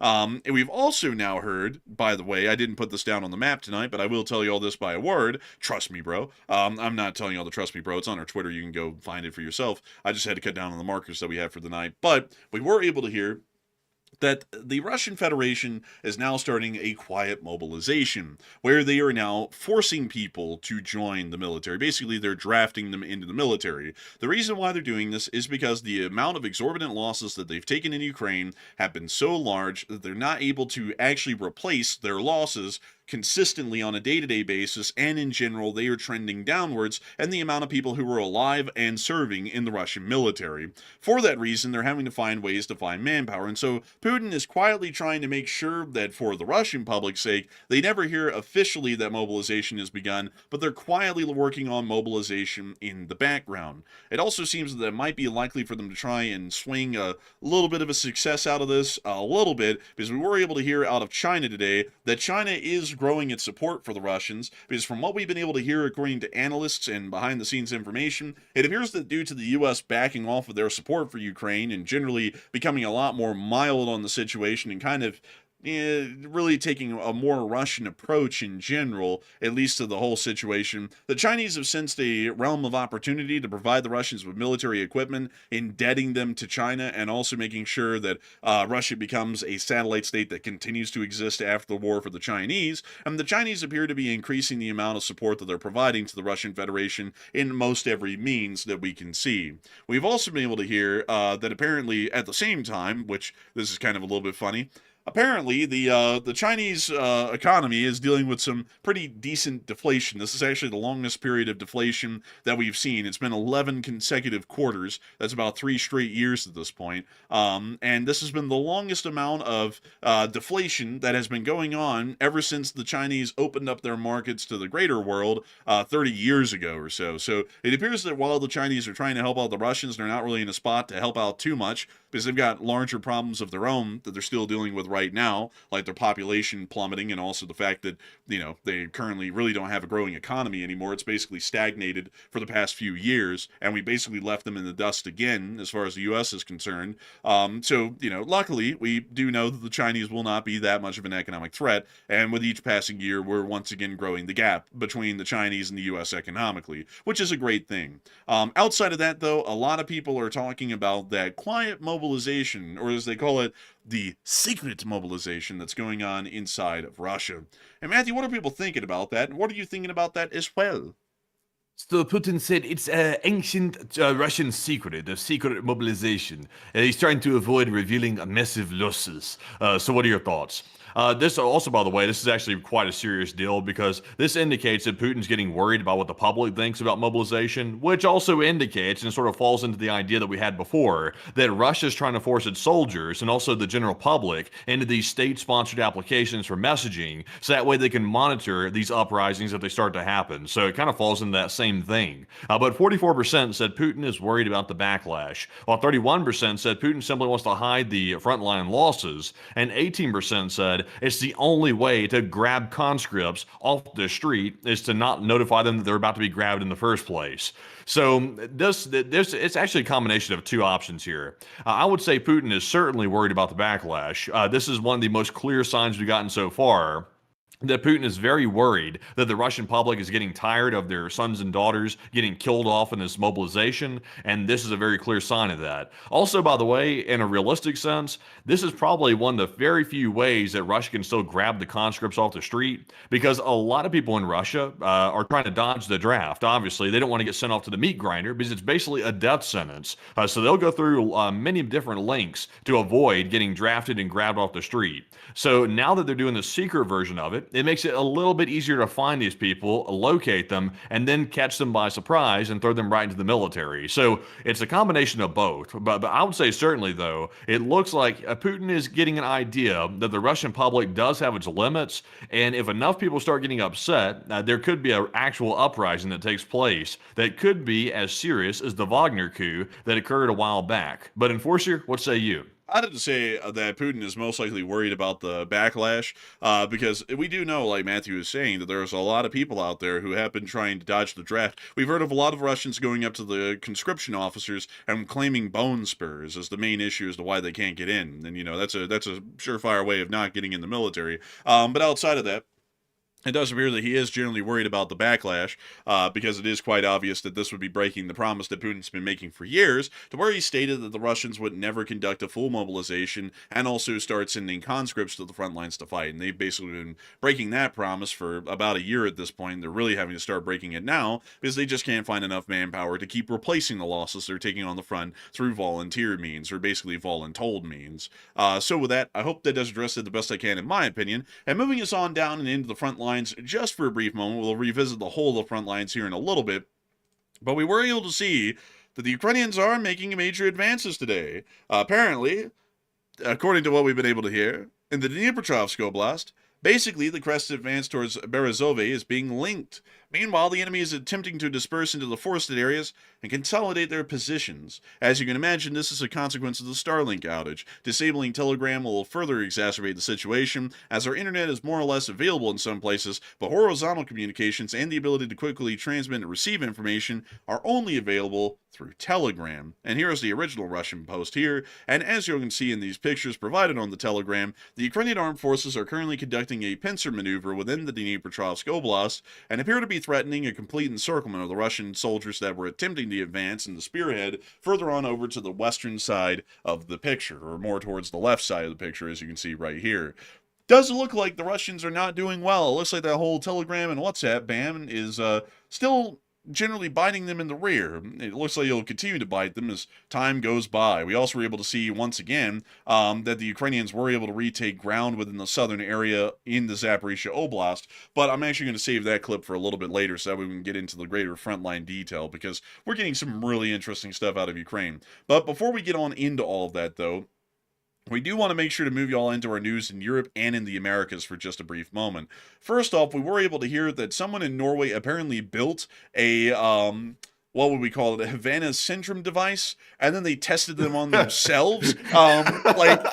So, SpongeBob, let's see. Man, this one was crazy. I gotta admit, this guy's kind of gangster for testing the brain scrambler on himself. Like, this dude was wilding out. Like, this science, he was dedicated. Man, this guy said, does this work? Let me see. Man, I tell you gotta admit, though, that takes some balls of steel. Like, this, obviously, the scientist, I would assume, is not dumb, because usually you can't be dumb and be a scientist, usually speaking. So he must have just been like, well, he must have been an ethical guy, because any other scientist would have been like, let's find some unsuspecting person and go blast him with it and see if it affects them. This guy's like, well, I'll just point it at myself and give it a go. And then he gave it a go, and it turned out really bad. It turns out the guy got some serious issues from it, and that's apparently what got the CIA's attention about it. Yeah, so apparently a researcher skeptical of the Havana syndrome built his own version of the Havana syndrome and then tested it on himself. And then he found out that it's real and it's not at all questionable. I mean, it messed him up apparently. So, that's I gotta say, folks, generally that would be like making poison gas, like chlorine gas, and going, I don't know, is this stuff really deadly? And then just inhaling a snootful of it and seeing what the results are. I mean, that sounds pretty dumb. I gotta say, for this scientist to be smart enough to develop a Havana syndrome weapon, he was a little bit too stupid to realize that maybe he didn't want to use that on himself, considering if it actually did work, that wouldn't really turn out all too well for him. I would have to say, though, real Chad-like move to build the brain scrambler and then use it on himself, though. Yeah, also, by the way, apparently he was a skeptic, according to this this overview right here. It said a Norwegian researcher skeptical that the pulse energy weapons could do damage. So he built the thing, actually built the device he was skeptical about, and then said, I'll prove to you all that it doesn't work. And he turned it on, and he went, just went like goo-goo a little bit, because that system just apparently scrambled his brains up. So I guess he proved his hypothesis wrong. Man, I guess he did. Man, he sat there, said, all right, everyone, I don't believe this thing's going to work, so we're going to figure out that it doesn't work. Click, he turned it on, then everyone said, how do you feel? Feel? And they're like, oh, no. He said, quick, deploy it on Maduro. It's like, okay, well, thank you for the knowledge. Man, he said, I don't think this thing works. Click. Man, actually does. It's like, uh-oh. It's like, so we call an ambulance. This guy's messed himself up. So we do know that the doofus ray does work. So the Norwegians also have one of their own, apparently. We've also been able to hear out of the United Kingdom today that according to British intelligence, they now believe that Alexei Navalny was killed using toxin from a poison frog, a poison dart frog specifically. One of these little colorful rainbow critters right here.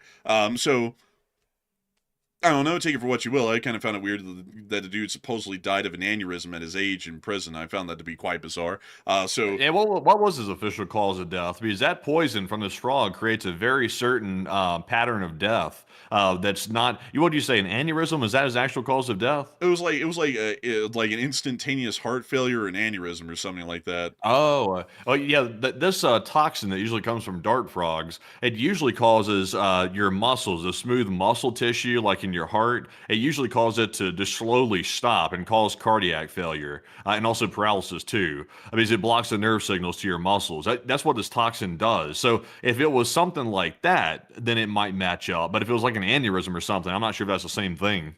I gotta be honest with you, man. This frog is very nice looking for it to be so deadly. That's a deadly frog right there. Yeah, that one frog you're looking at right there has enough poison to kill 20 men, by the way. I mean, that's quite a lot for this little fella. Does he really need that much? I think we need to pass some common sense legislation, folks, in this country on the amount of poison that a poison dart frog can carry. I mean, that's a little bit too much, This high capacity poison capacity that this frog has, a little bit crazy there. Yeah, I would say so. It might be time to go invade. Let's see, where do these things come from? They come from Argentina, like it's South South America. America. Oh no, someone's about to get invaded. Weapons of mass destruction. Oh no. But moving on out of that, man, the Russians go around poisoning people like it's the damn Middle Ages. They're about to poison someone with a nightshade next week. But moving on out of that, we also got some news out of the Americas that apparently the Canadians are now sanctioning Iran and have stated we will not open diplomatic relationships with Iran unless if there is regime change, period. So the Canadians are making a stand on Iran. Nice to see. We've also been able to hear, as a shocking development out of Washington today, that the Bolivar of, let me make sure to get his title correct, the Bolivar of Venezuela, the manager of the Hilton Hotels, the governor of Minnesota, king of all fish and earth on the and animals on the land and sea, ruler and emperor of the skies and domains above that of the celestial plane, Marco Rubio, has stated that he does not know if the Russians are serious about ending the war. They say they are, but he's doubtful. And also, then Whitaker said China should call Putin and end the war tomorrow. That was another statement made by another U.S. official today. But we were able to hear from the great Imperator Rubio that apparently he doesn't really know if the Russians are serious about ending the war a year and 2 months in. Yeah. And also, by the way, I don't know if it was at this particular meeting right here, but also it was the NATO ambassador from the U.S. Apparently got into an argument, I believe, with the Polish deputy prime minister, I think it was. And the Polish deputy prime minister was going at the guy. He was like, I don't have a picture of Putin in my house. And the U.S. NATO ambassador was like, "Oh, well, I mean, aren't you grateful for what we've done around here, or aren't you grateful for what the U.S. has done to Vladimir Putin?" And he was like, I still don't have a picture of Putin in my house. It's like, well, I mean, fair point. I mean, he's got a fair point. Oh, also, by the way, it was not the NATO ambassador. It was actually a different fellow from the U.S. I was trying to go grab this real quick because this could be something interesting.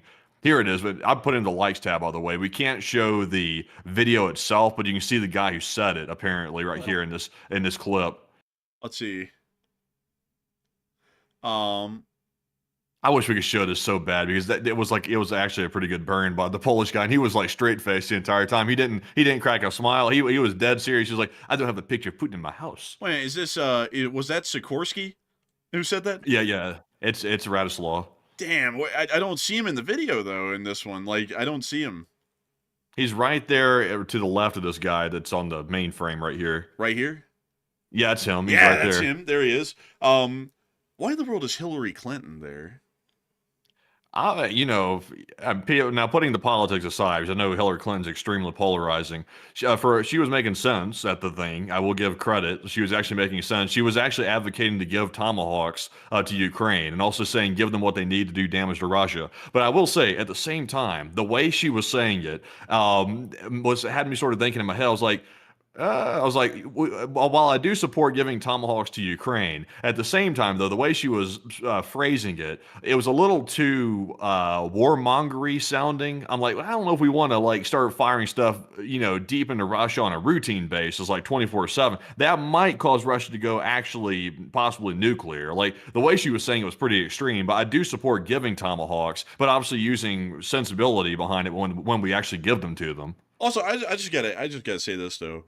Why in the world is she there at the conference? I mean, she's sitting there around actual foreign ministers and stuff like Radislav, and she doesn't like this is the thing that I find so weird, folks, is that there's a whole bunch of folks like Witkoff and Clinton that basically like never were really in the government. They kind of just were like they kind of just got known a little bit, and then they wander around like they have any real say and stuff. Like that would be like putting me or Matthew on that panel. Like we're not actually involved in the government. We really don't have a lot of say in how the shots are called right now. And also, she's still got a lot of pull, actually. Like, believe it or not, she actually still has a lot of pull. So does Obama as well, actually. He was also making some speeches as well. They still have some pull, but it's only in their respective party, though. Like, obviously, their party's not in power right now, so they don't have, like, actual ability to take action, but they still have the ability to influence things quite a bit. Yeah, I would say, though, that if they're going on that approach, I think Hillary's probably, like, the least like forward option to go with. I think Obama would be better because Obama comes off as charismatic. Hillary always comes off as a little bit more like arrogant sounding, or kind of like kind of like that. Like if they're really wanting someone who would go out there and make it sound eloquent, you would probably pick Obama over her. Just to be completely honest. I've heard from people that's been close to Hillary. Now, I will say this is not unique to Hillary, by the way. Like most politicians are usually not nice people up close, like when you talk to them personally. But Hillary, from what I've heard from people that have met her in person and been around her and spent time with her and stuff like that, is apparently very abrasive to be around, extremely abrasive to the point where it's almost uncomfortable to even be near her, just on a person-to-person basis. But apparently she's had success with the political side of things, at least on the side she's sitting in right now, not with the presidential side of things, but with this side, she's had some success. Apparently, she's still relevant. Also, folks, I forgot that she was one of the former Secretary of States, so I'll correct that. But also, I saw someone say, well, she was the first lady. The first lady is not a political position. You just happen to be married to someone who actually is in a political position. Like if a woman president was ever elected, I would say the same thing for the husband, who would be the first husband of the United States. He's not actually in a political position in that role. He just happens to be married to someone else. That's like saying I'm the wife of a U.S. Army officer. It's like that means nothing. Like that literally means absolutely nothing. But anyways, moving on from that, we are going to be moving on out of the news out of the United States and back into Europe, because we still have more news to cover out of Ukraine. And it's now time for us to actually get into the Frontline news. But before we get into that, folks, I do have to make sure that I try, as my second screen just died right there as I was trying to do someone. Let me see if I can get it back up. And let me check something here really quickly, folks, because I did not get this before the stream, and it appears that I do not have that available at the moment right now. Let me check. What is it? I'm trying to see if I can get the Ukrainian Ministry of Defense casualty report really quickly, so that way we can show that here on air really soon, because I did not put that on the map beforehand. But moving on from that, we are going to be moving on out of that for the meantime, and on into the front lines themselves to show you what's been going on the Ukrainian front today. And moving us on up into the area of Kupiansk, we were able to see that the Ukrainian armed forces were able to target and hit Russian forces, including some main battle tanks, within the area of the Kupiansk front. And we're able to see in this clip right here, them lining up right on the engine bay and slamming it dead on hit. Ooh! And another one. Ooh! Ooh! I mean, they're actually absolutely laying into these things. And we can see them hitting the... it seems to be the same main battle tank over and over, possibly.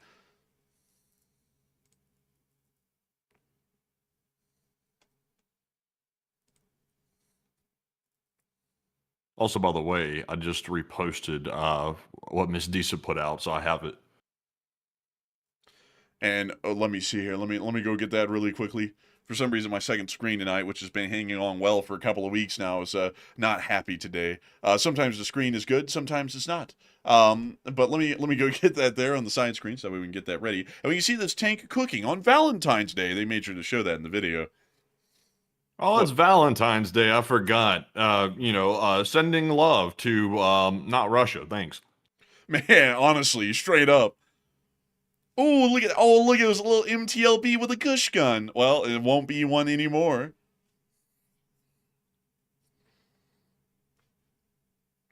Man, these memes are crazy. They're adding a lot of memes into this. They're putting a lot of effort into this. Man, is that John Travolta? I think so. Oh, damn. Got Scientology on this. But you gotta be careful with those ones, man. But anyways, moving on from that and on into our casualty report, we were able to see a pretty juicy one today. According to Miss Disa, keeper of the records, the Russians did lose one Bobcat today. Oh! And over the course of the past 24 hours on Valentine's Day, the Russian personnel losses have risen above 1,000. 914 drones is a drop from the prior 4 days, and one riverboat and special equipment is courtesy of the Border Service drone operator, which is a wonderful thing to see. Moving us on into the casualty report, we were able to see that 1,070 Russian soldiers were wounded and killed over the past 24 hours, along with one main battle tank, 3 APCs, 28 artillery systems, 3 MLRSs, 914 drones, 1 boat. It wasn't a ship, it was a boat, 120 fuel tanks and supply trucks, and 1 Bobcat skid steer. All in all, not a bad day. Moving us back onto the front, and back down the line, we're now going to be moving on our way to Lebanon. And we're merrily on our way. And here you go. Take a look here. We're about to be seeing all that smoke. Ooh, the Russians be getting all of it. I tell you as I says. Oh, Oh, It turns out that the Russians are trying to escape these drones so much they sort of became pole dancers. man, I tell you, man, the Russians, they getting really familiar with swinging around a pole. Oh, there goes Man, the way another. those Russians work that pole is different. My fellow Americans, the Russians be grinding on that pole. My fellow Americans, I'd like to bring it to your attention that these holes must be from Iraq, the way they bag that ass up. Damn. God dang, man. Gotta have them ribs. Oh, man. And now it's on fire. Oh, man. Oh, bits and pieces. Oh, dang, bro. That guy, Oh, dude, what the hell? he could have What the hell? hidden Go the whole back. time, bro. Like, he ran in He front ran of it. in front of it. What the? I've never seen it like this. Look at this guy. What the hell? That guy's fast as hell. Bro, this guy could have been the next Usain Bolt if he hadn't been conscripted to the front. I mean, look at this guy, folks. This guy had some... the video's now wanting to glitch. This guy had some freaking speed on him. I mean, look at this. This guy could have done like a 100-meter dash in records. I mean, look at this. I mean, that guy was gone. Put him in an open field. That's about as dumb as those cartoons, you know, like in Scooby-Doo, where they'd be like stuck in a house or something and the key would be outside. So they would jump out of like a window or something to go get the key to unlock the door to get back out of the house or something. It's like that level of stupidity. Man, dude, straight up, it kind of is. Oh, man, we can see a couple of Russians getting out of a ruined house here. It turns out the house couldn't stand because it was divided, so it collapsed. Ooh, and the Ukrainian throne was the thing that divided it. Oh, there's a 2 Russian plus sleeping. 2. Oh, 2 minus 2 equals 0. Man. Let's see, what was it? A 10 plus 5 equals honeypot. There we go. Yeah. Oh, this guy got it with the AK. Oh, Look, let's see it. he actually got the toss, bro. Oh my God, yo. look at that. Also, remember, like you were saying, if you're approached by a 10, and you're a 5, there's something amiss. Man, you know, a lot of people should have known that about the island. Like, I mean, you know, like, kind of straight up. But anyways, with that, we are seeing in this clip here, the 93rd Signum Mail Unit. Oh, what is that? What is this? Oh, dang. A dead-on hit. Is that an... I have to point out something here. Look at the giant hole that they dug in the ground. For this one small ATV... Does that line up? Big hole for one ATV. And I'm an expert at knowing big holes. Like, but anyways, we can see them. Nobody knows ATVs better than me. I know ATVs. I've known them for a long time. Those ATVs, 4 wheels. That's what they call them, 4 wheels. If it's on 2, it's a bike. Ooh. Ooh. Nice. And they got a little drone sitting on the ground. Is that a Russian hiding behind a tree? Look at him, sneaky breaky. Oh, he had like a dress on or something. Nice. Ooh, another ATV and a dugout. Ooh, there was a guy trying to You crawl said you out had of a that. dress on? Yeah, you know, it looked like a. Let's see here. Let me show you. See, it was one of those nice floral dresses. Progressive. Oh man, I like this guy's in a dress as well. Nice. Oh. Oh dear. Oh dear. That, you know, for the Russians to be very much against, you know, the dresses in certain perspectives, it seems as though they are now wearing the ghillie suit dress. Very interesting how propaganda doesn't stand up to reality. Moving on down the chest of Yar, we also get to see some Ukrainians taking some Russian prisoners. I gotta say, some people don't know how to take a joke. I said dresses because I knew it was a ghillie suit, but it was made like a dress. And this would be like, actually, it's ghillie. We all know. But we could also see here the Ukrainians getting ready to take these Russians. Here they go. What are they doing to them? Man, no diddy. Man, like, Well, I mean, I didn't mean like that. now we can see that the 24th Brigade's holding them down.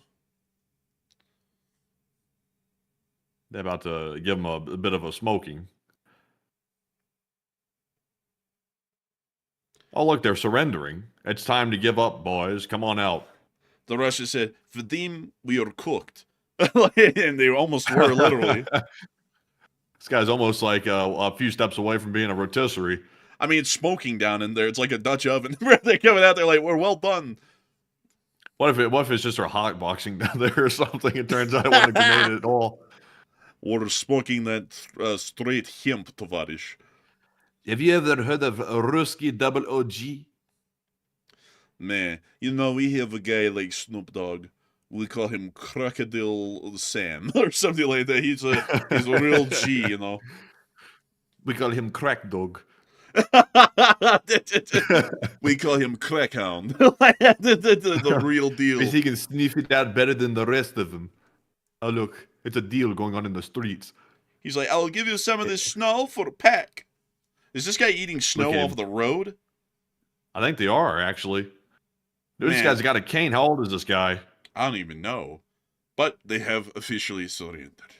Well, that's the end of that clip. That was out of Chasiv Yar today. And moving on towards Dobropilia, we also get to see this Ukrainian mortar team at work. Так, ну що, будемо робити бадабум. Ось у нас домашнє He's приведення. got a cigarette in the mouth. He knows it's going to be done right. Oh man, they have the cheese rags on the back of the mortar. Oh heavens. Hit them with it, Vadim. Casually dropping a big one. Давай! Oh. Oh, shit. Dang! Damn, son. That was a delayed fuse. Якось так. Hey. They make it a chill affair, you know, firing 120 mils at the Russians. Moving on from that, we also get to see down near the Pokrovsk front some Russian logistics getting hit. And this was filmed by the Russians. Ой, она взрывается, блядь.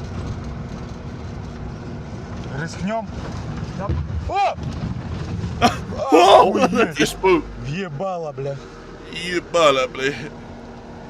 Man, that's how I sounded when I used to see snakes in the south. I used to go, That's ah! not And then I'll skid right over Хуй it. его знает. Just drive by a burning vehicle, blade. О, ебать, жарко! He's freaking out. Bro, this guy laughed like Barney Rubble. He went, yo, that short guy. Whoa! Bro, listen to that. О, ебать, жарко! Bro, Oh, man. That Bro, I got crocodile that. laugh. Bro got that Krusty the Crown laugh from The Simpsons. Whoa! Вау! Ебать! Ебать! Бог на нашей стороне! I think this Сука, guy might be on Всевышний! drugs. Like, straight Мы up. только проехали и въебало! Охуеть! Охуеть! Вот это пиздец! Well, that's the end of that clip.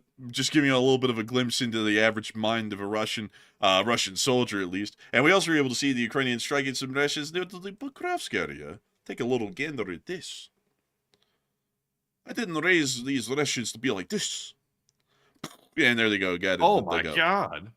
It was like the entrance to a sauna. That was some very fine wood that they had there lining the entrance of that tunnel. Dang, they got like good carpentry work done. Oh, my God. Damn. That became a Swedish version of the sauna. Look at that thing. They're not playing games. Good Lord, man. These Ukrainian drones, they're very effective. Oh, look at this Russian SPG covered in bristles. Oh, looky, Russian. Oh, looky, another one. And that's the end of that clip. But with that, folks, it is time for us to move on and into the Southern Front. As we were also able to see the Ukrainian 475th Assault Regiment taking ground today in the Huilopol direction, which we have in this clip right here. As this Ukrainian column, it advances.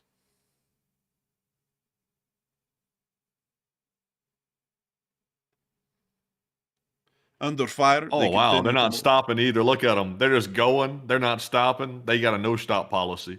Uh-oh. Oh, there's Ukrainians or Russians? I think these are the Ukrainians, and I think they're about to do what is called a stop and frisk on Russian positions.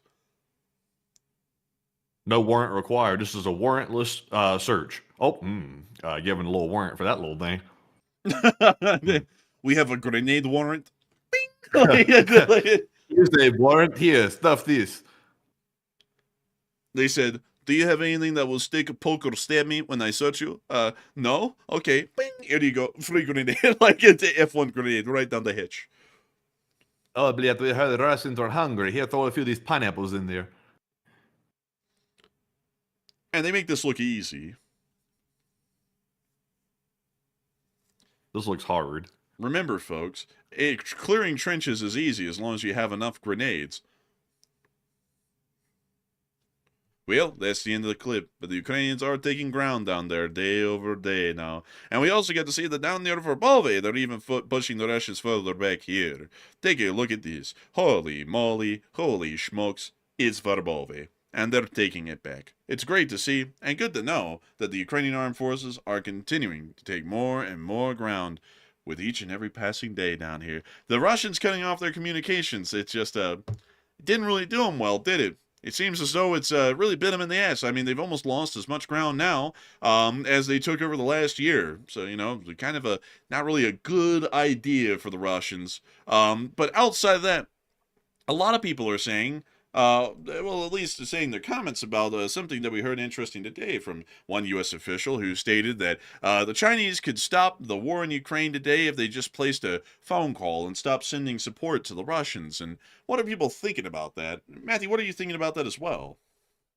Okay, so the truth came out today, or at least what they think is the truth, because there was heated arguments happening between the U.S. officials, former U.S. officials, and also analysts at that meeting that we saw. We also saw the Polish deputy prime minister get very spicy as well at the meeting. So in the midst of all this, in order to win the arguments, people started speaking the truth for once. The U.S. says that China could help end the Ukraine war literally today if it stops sending support to Russia through dual-use goods. And what are your thoughts? 45% said I agree, that would stop the war, while 35% said I disagree, the war would continue, and 15% said it's possible, but I need more information.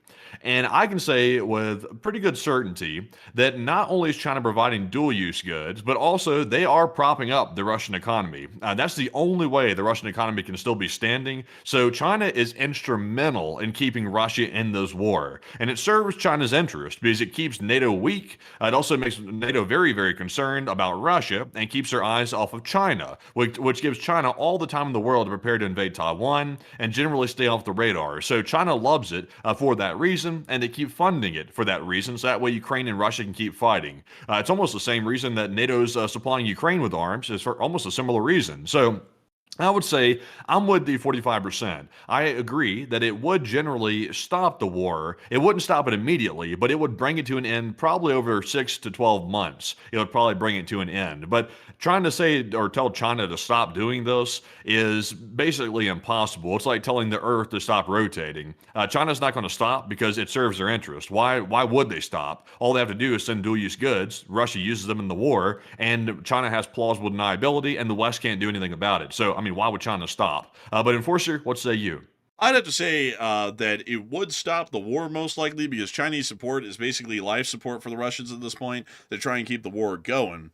But the Chinese are never going to stop giving the Russians support in reality. They generally see that there is a decent amount of value having the West and Russia grind itself down inside of Ukraine over this conflict and having us distracted and also getting the Russians worn down conventionally and economically to the point that they'll be completely relying on China in the post-war world. The Chinese generally have a lot of interest in keeping this thing going. So no matter the reality of that, that's more so a fantasy to say that the Chinese with one phone call could completely stop what's going on with the war in Ukraine, because in reality you could also say that same thing about a lot of stuff. You could say, with one phone call the United States could bring peace to the world, but that's never going to happen. And also that would just be practically impossible. Much like the Chinese situation would make that practically impossible, because why would they place a phone call to basically screw over their own strategic interests? They never would. So with that, I hope that has addressed that well. And with that, folks, it's now time for us to move on to Kyiv, where I have to give you all the unfortunate news today that President Zelensky did not have a speech, because he was also at that forum, along with everyone else, basically. So we didn't really get a speech from him today. He did say a lot, but sadly all of that footage is copyrighted from what we know, and we can't show it here on this show. But with that, it is time for us to move on and into the second part of the stream where we get to talk to each and every single one of y'all. And boy, folks, what a segment it's going to be. And I've got to say, folks, it's even crazier that we have 13.4 thousand people here with us right now, watching still 2 hours in. And we've also had 166,000 people join us. Actually, it's almost 167 now. Join us over the course of the entirety of the show so far for the news. I've got to say that we're always honored and greatly appreciative to know that so many of y'all consider this channel to be your primary source of news, and we hope that y'all still continue to consider the channel to be your primary source of news. I also got to thank everyone for joining us tonight. We've gotten a lot of new subscribers, about 200 or 300 more of them in the show, and we're always greatly appreciative to see new people joining the LSA. But with that in mind, folks, it's time for us to start talking to all of y'all. And we can talk about literally anything and everything, folks, except for religion, politics, climate change, or whether the A-10's relevant in modern warfare or not. And those rules are strictly enforced, specifically the no religion and no politics rule. I thank you so much, everyone, for being Republicans and Democrats and Christians and Jews and Muslims, but that's more so for yourselves.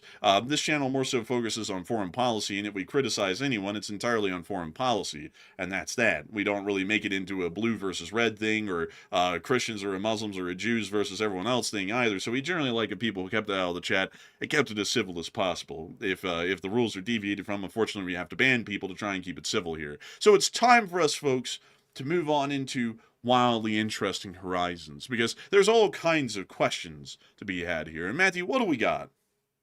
Okay, so it's now time to jump into our super chats, live chats, and Morse code decoders. But first of all, though, I want to bring your attention to one other news story that was put out today, which I found very intriguing because the other day someone had brought up the topic of unidentified aerial phenomena, and we briefly addressed it on the stream the other day.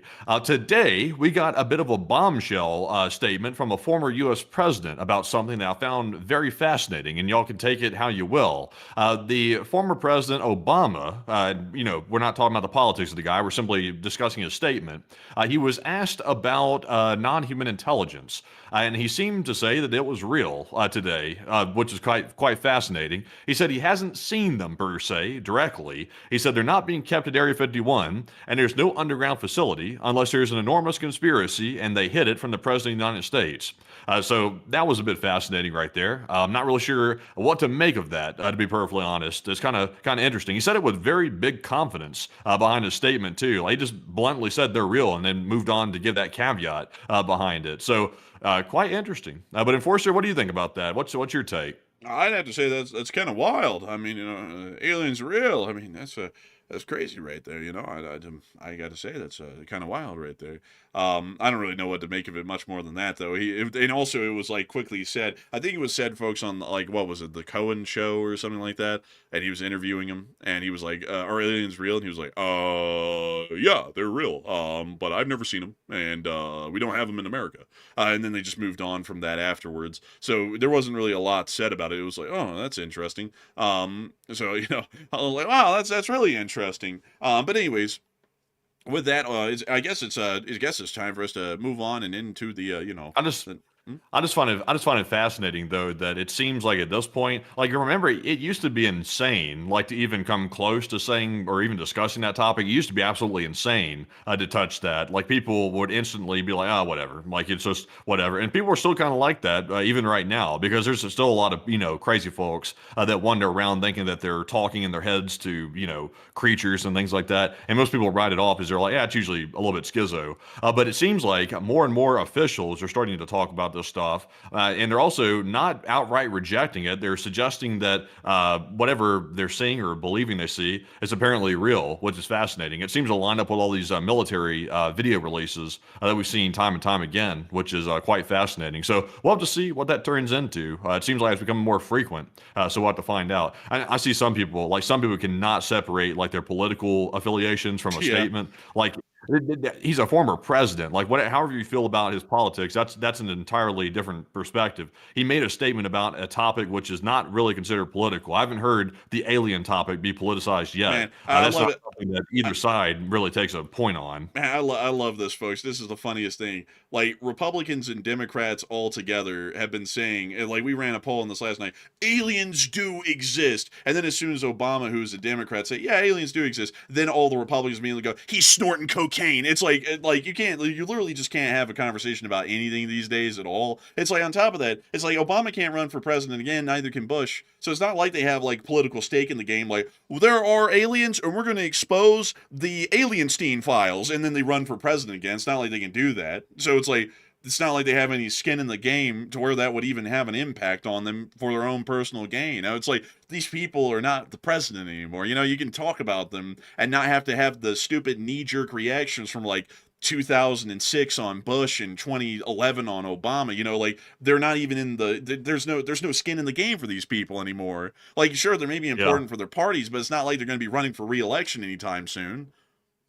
Also, by the way, I find it a little bit interesting because, even though the whole, non-human intelligence topic has become a lot less stigmatized today, like people are more willing and open to discuss such a topic, there's still a risk of reputational damage. Like talking about something like that, there's still a slight risk to it. So the fact that the former president even, suggested that anything about it could be credible is a little interesting because he is taking a bit of a risk politically and from his reputation standpoint to say something like that, because people could, people that are very opposed to the idea, they could be like, yeah, he's got to be insane or crazy or something. I'm not going to, listen to anything else he's ever going to say again. They could think that, but he said it anyway, which is quite telling to me, which it sort of lends credence to it. He could actually believe it.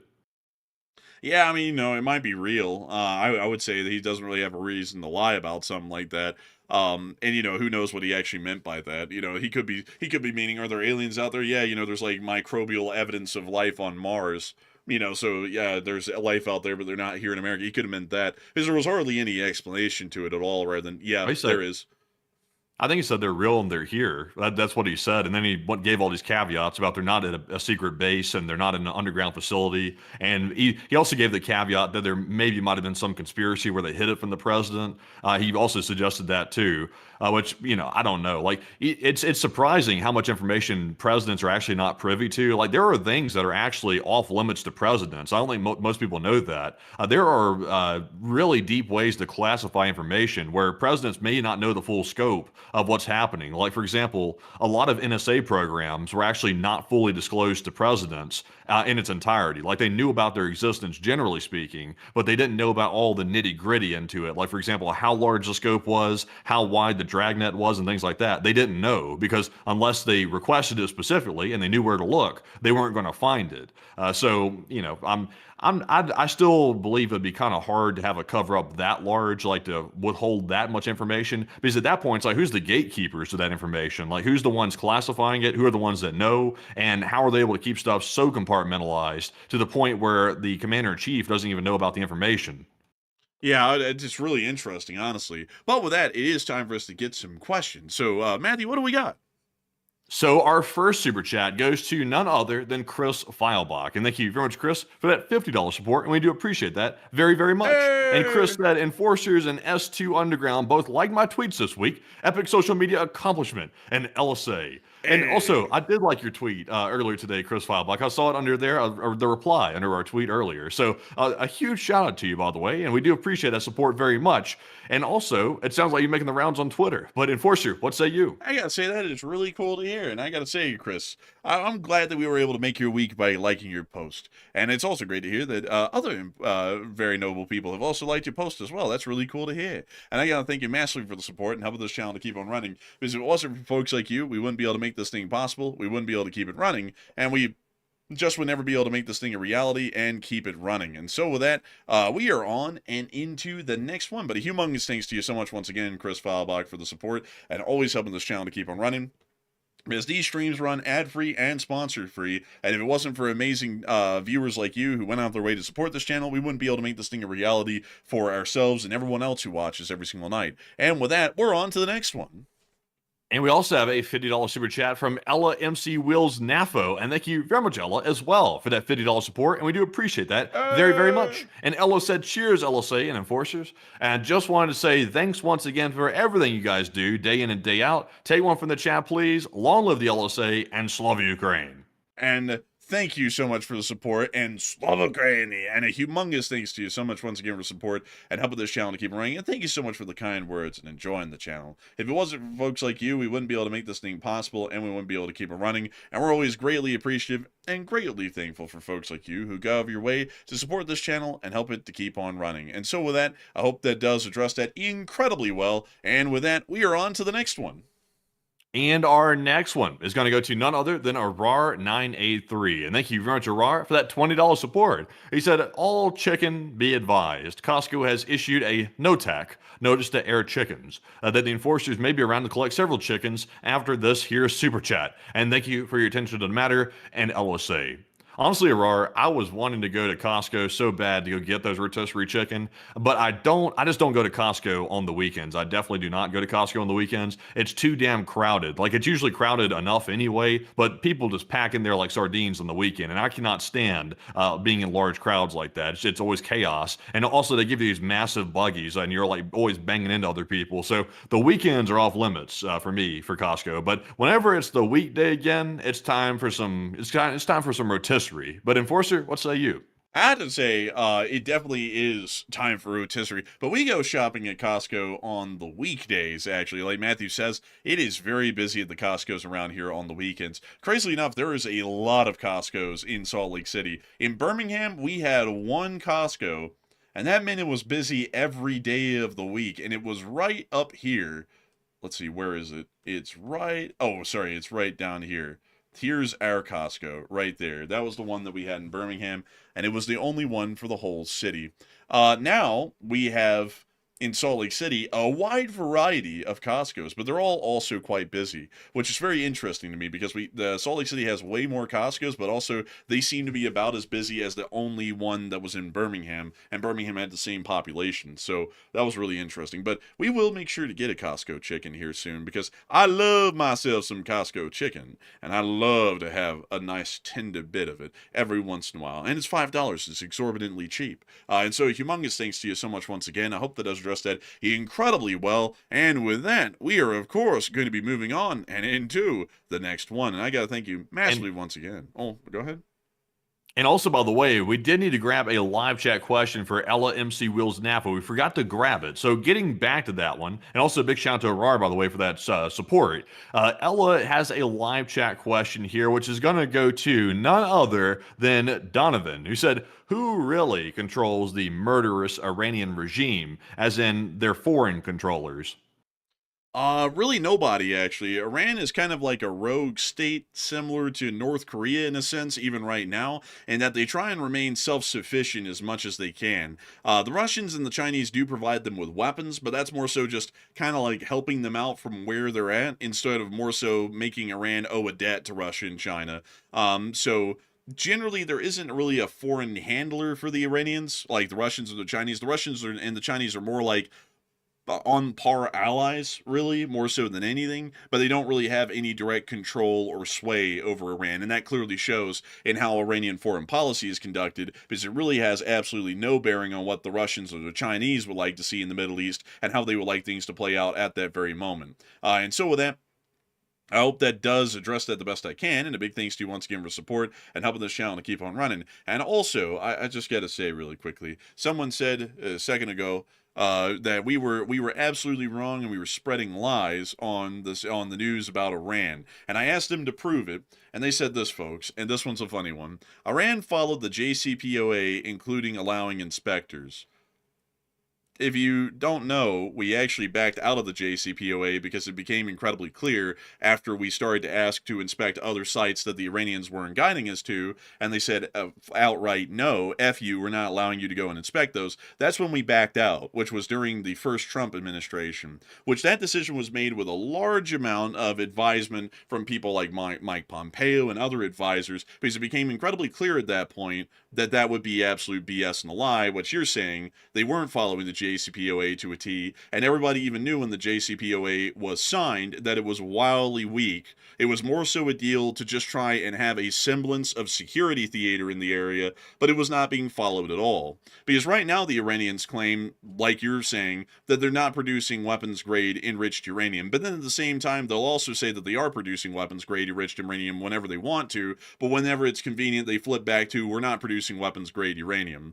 So I think you're kind of living in a false reality. And also then you say only 3,000 protesters killed and infiltrated by the Mossad and the CIA. I'm sorry, you're going to have to go. You don't have enough common sense to be here. But anyways, with that, we're on to the next one.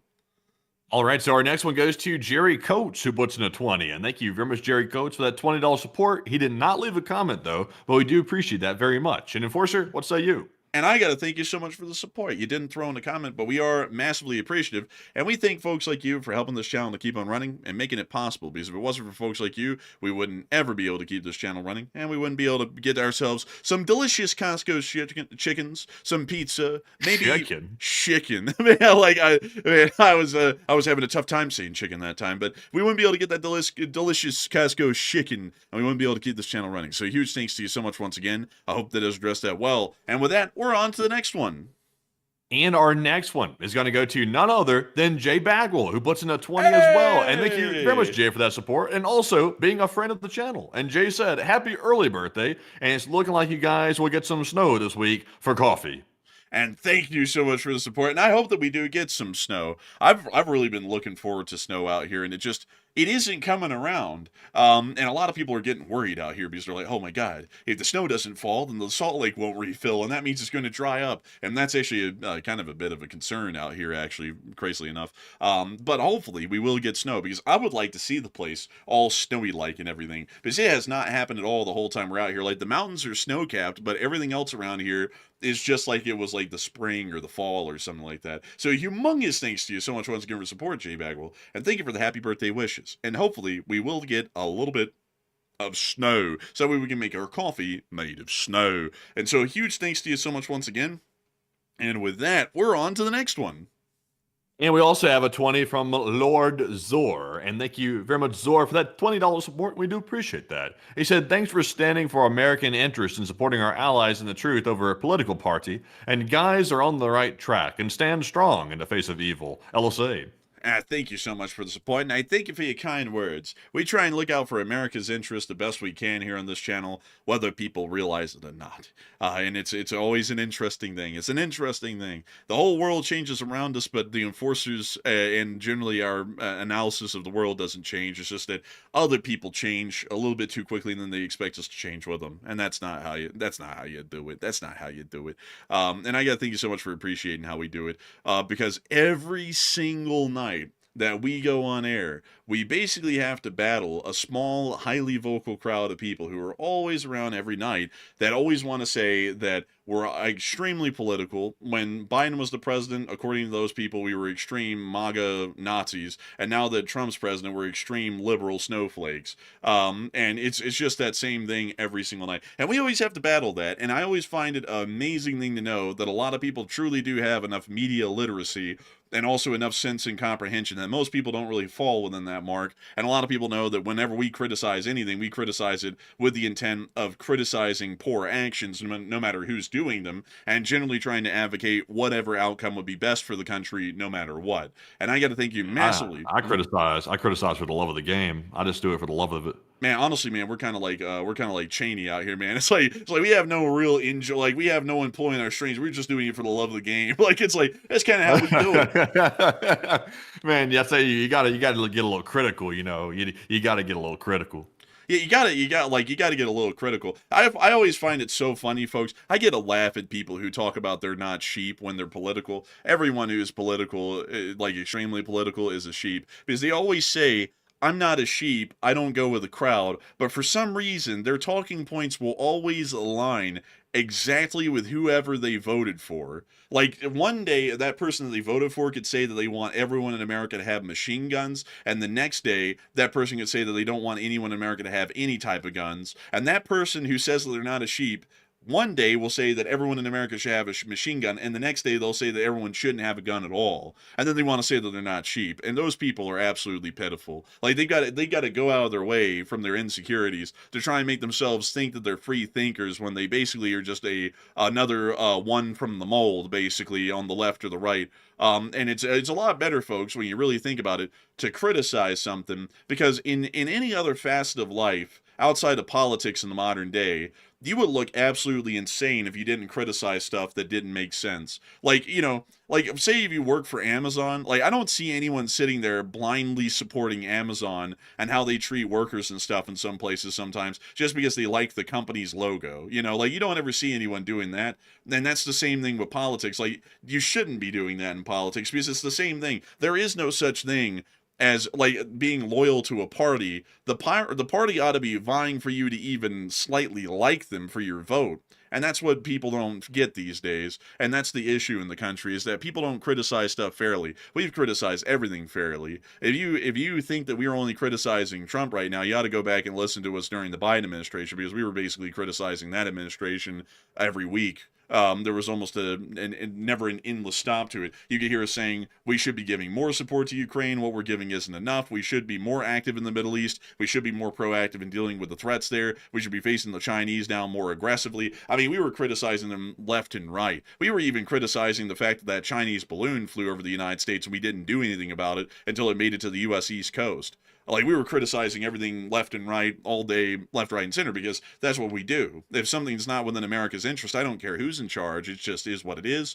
We're going to call it for what it is, and we're going to say what we think is best for the country. And also, to beat some people to the punch, before someone says, what do you know about what's best for the country? You're not political. Well, the current president had never been in politics until he was elected in 2016, and apparently enough of y'all thought that he would be well versed in politics, although he had never had any real experience in it to elect them. And, plenty of other people have been elected like that in the Congress, on both the Democrats and the Republicans. So that doesn't really stand as a fair critique these days, considering that the voter base votes in, McDonald's managers. When you sit there and listen to them, they surely don't know a damn thing about nothing, not even on the domestic level. So it's a little bit hard for people to try and criticize us, considering who is currently sitting in the Congress and the office of the presidency. But anyways, a huge thanks to you so much once again for the support, and help with the channel keep running. And Matthew, the answer of why we get onto this topic every night is because we get super chats on this topic every night. And so with that, we're on to the next one. Man, I tell you what, I just don't feed the bots. Like, I just don't. Like, when people come in here saying crazy stuff, their intent is to come in and get some on-air time. So we're feeding them exactly what they want. Like, they're coming in here hungry and they're leaving satiated at this rate. So I just wouldn't give them any time. I mean, they're getting a lot of on-air time, giving them their due time like that, which is probably not good for them. Any bots, we're addressing a super chat. No, you were addressing a bot. Well, no, I was addressing a super chat right there, because the last super chat you read off was about, I appreciate how you keep it level. Like, Lord Zor said, thanks for standing for American interests and supporting our allies and the truth over a political party. That whole thing was actually addressing a super chat. So, right, the bot came in, but a bot came in before that, though, and we were going through a whole spill about the bot, and the bot was saying something about, oh, you feel like this, you feel like that, politics, blah, blah, blah. I just ignore them. Like, it does no good to address them on the air.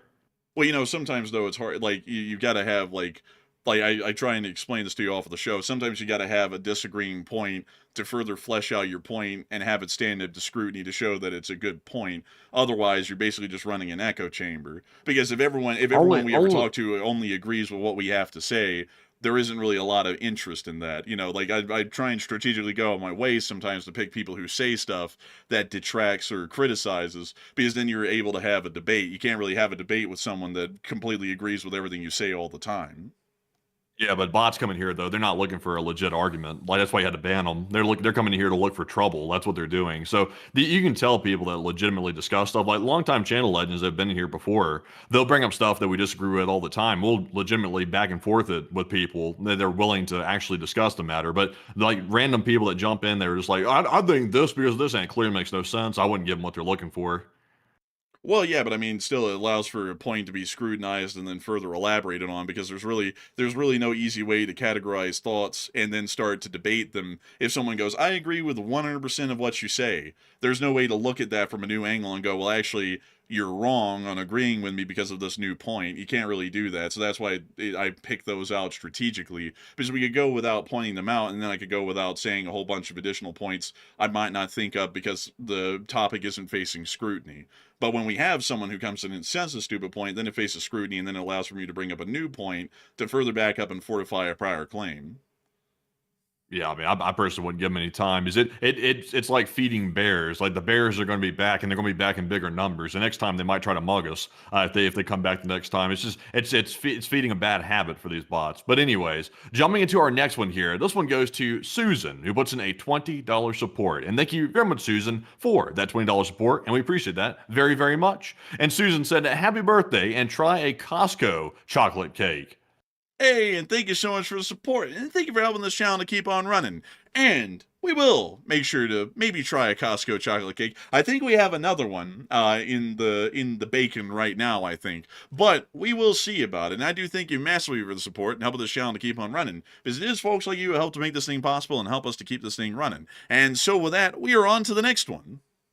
And yes, we do have another one in the works. I've tried Costco's cakes before, but their cakes, they're good, but they're not anything to write home about. Like they're not anything crazy. But I've never had their chocolate cake though, so I don't know. Maybe we'll try it one day. But they're just so big though. Like that's a lot of damn cake like to have sitting around. Like I feel like that would be like an instant recipe for overeating. But anyways, jumping into our next one. This one goes to Panzer Corps, who puts in a 14, and thank you very much, Panzer Corps, for that $14 support. They said, "I'd say it's incredibly unlikely that Iran closes the Gulf, and then this would be a direct declaration of war, and Iran knows it, and the regime will do anything to survive." And great work, guys.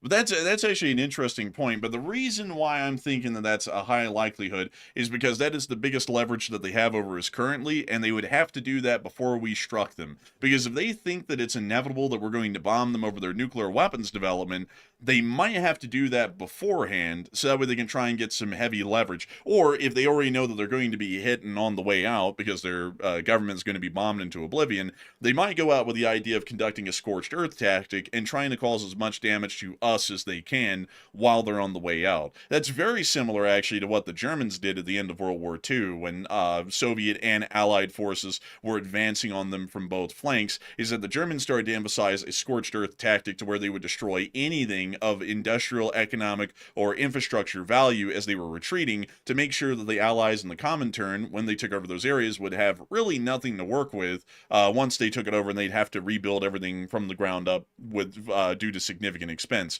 And the Iranians might have a similar mindset to that, considering that it's an extremist, ideologically led and theologically led government. They may have that idea that if the infidel, according to them, is going to wipe out their government, they'll make sure to harm the infidel as much as they can. They might work off of a basically cutting off their nose to spite their face kind of an approach, even if it wouldn't make sense from a practical or realistic sort of a perspective like we would look at it from. But a huge thanks to you so much for the support and helping this channel to keep on running, and I hope that does address that well, but that is a really good point. And with that, we are on to the next one. And our next one is going to go to SC Dear Girl, who puts in a 10 and said, "Queen of Battle, follow me. And good evening, enforcers and LSA, and a little towards the Earthquake Fund." Hey, and thank you so much for the support. And there was a teensy earthquake that happened out here. It's a 3.6. I never felt it. Matthew felt it a little bit. And I saw all over folks on my Instagram and everything. Literally all the Utah accounts, Matthew, I followed her like, "Did you feel it? Did you feel the earthquake?" And I was like, is this like a big thing for everyone? I was like, I didn't feel it at all. I didn't even notice it. Man, I felt it. Like I'm still like kind of curious about a bigger one. Like I'm kind of curious about it. There's a couple things I would like to experience before one day I pass along. Is I would like to experience what an actual hurricane feels like. I know that sounds crazy to some people, but I've always been fascinated by hurricanes and always been kind of wanting to live through one. I don't want to live through the biggest one or something like that, because those get horrific. Like you really can't survive a really massive one. But like a medium-sized one, I'd be curious to see. Also, earthquake, I want to see what the earthquake's like too. I've already experienced tornadoes. I don't want to experience another tornado. I hate those. Those are a disaster. But what's the other thing? Now I will say I will never want to experience a tsunami. Like I never want to see a tsunami ever. That's one thing that's like a horrifically that one actually horrifies me. Actually, a tsunami. I wouldn't want to experience that. But let's see. A volcano is another natural disaster. I don't really know all the stuff that's involved with a volcano, so I don't know about that. It's probably not relevant enough to really worry about it. But what's another natural disaster, by the way, that I'm not thinking about? Um, uh, I don't know, really. I mean, like, all I know is tornadoes, hurricanes, earthquakes, volcano eruptions. I think that's about it, really. Oh, let's see. Here's some more. Let's see. Flooding. I don't care about flooding. Oh, floods happen Um, all the time down the south. Like, that's nothing, really. Yeah, I don't even care about flooding. Those flash floods are kind of fascinating, though. Wildfire, I'll pass on a wildfire. Like, there's nothing interesting about that. It's just destructive. A drought, I'll pass on the drought. Kind of like to have a little aqua. Landslide, I'm not really sure if that's really a big disaster, really, a landslide. So that's basically it, actually. So we've actually lived through a pretty good bit. I've lived through hurricanes, by the way, but we haven't gotten the brunt of it, like on the coast. That's something that we haven't dealt with yet. So yeah, I guess we've actually experienced a pretty good number. But the tsunami, though, the tsunami is probably the one I'd want to avoid the most.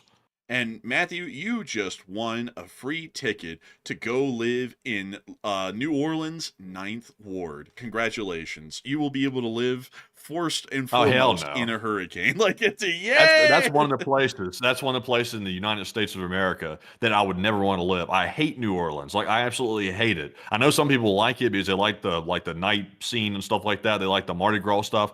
I just cannot stand New Orleans. Like, New Orleans is nasty as hell. Like, I like stuff to be clean, and New Orleans is the complete opposite of clean. The streets are disgusting. It's just. I mean, it's known for being nasty. I mean, people are using a bathroom in the street. It's just I can't stand it. Also, it's basically in like a swamp. I mean, the place is like almost always flooding, and they're having to prevent it from flooding. So I just don't like the place. I'll be honest with y'all, folks. As far as like qualitatively disliking a state, Alabama isn't too bad, but I do not like Louisiana much at all. I don't really like any of their major cities.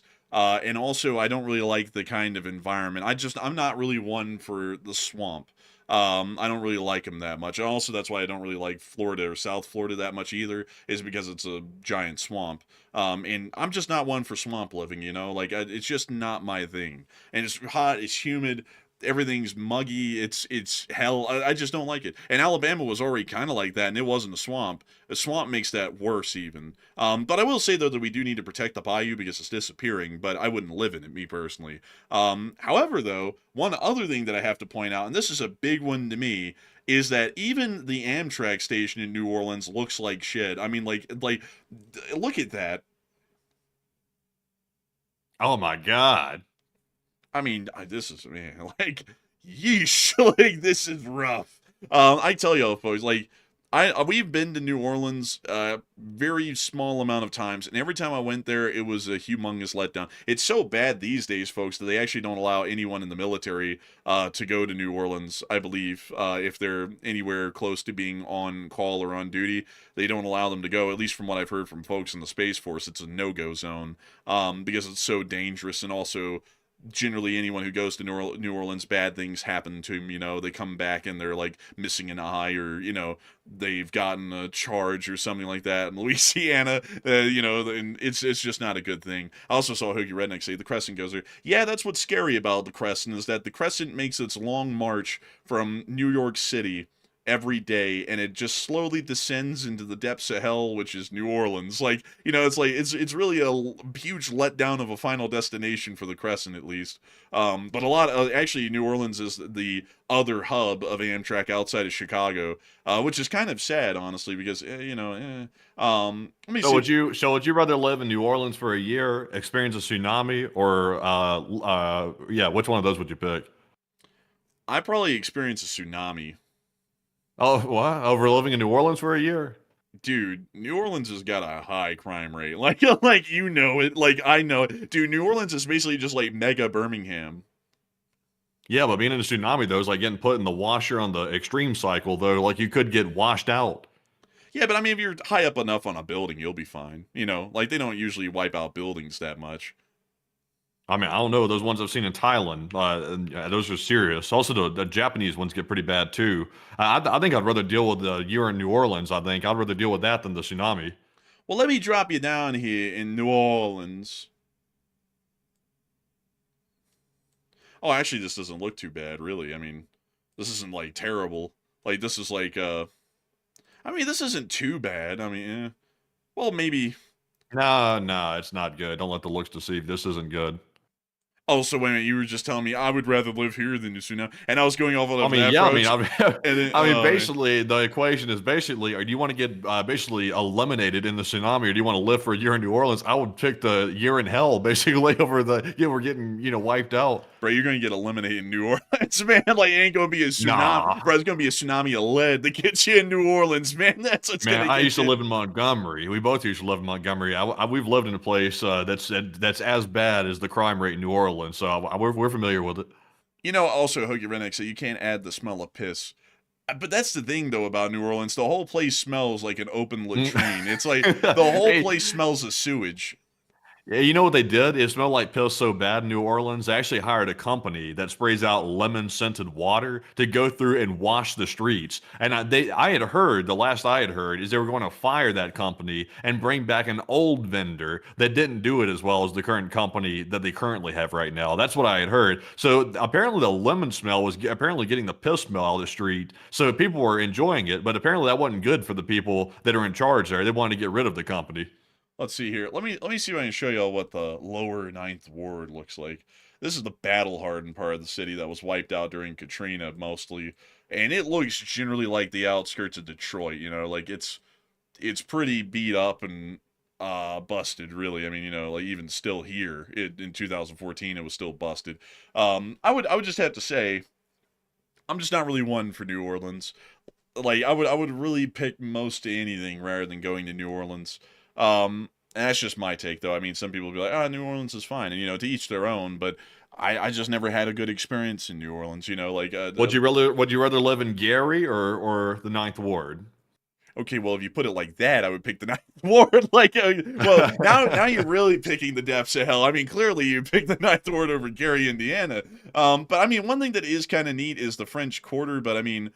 This place reeks of urine, like it does. Everyone pisses on the corners of the streets through here, and I'm not kidding. That's what You they know, do. the French. You know how the French say, "Oh, oui, oui." That's because they initially got that phrase from New Orleans when people would take a wee wee in the street, and that's the French were actually the ones that founded this place a little bit. So they kind of took that back to France, and now they say oui, oui. Man, bro, that's it, bro. Oh man, I tell you something.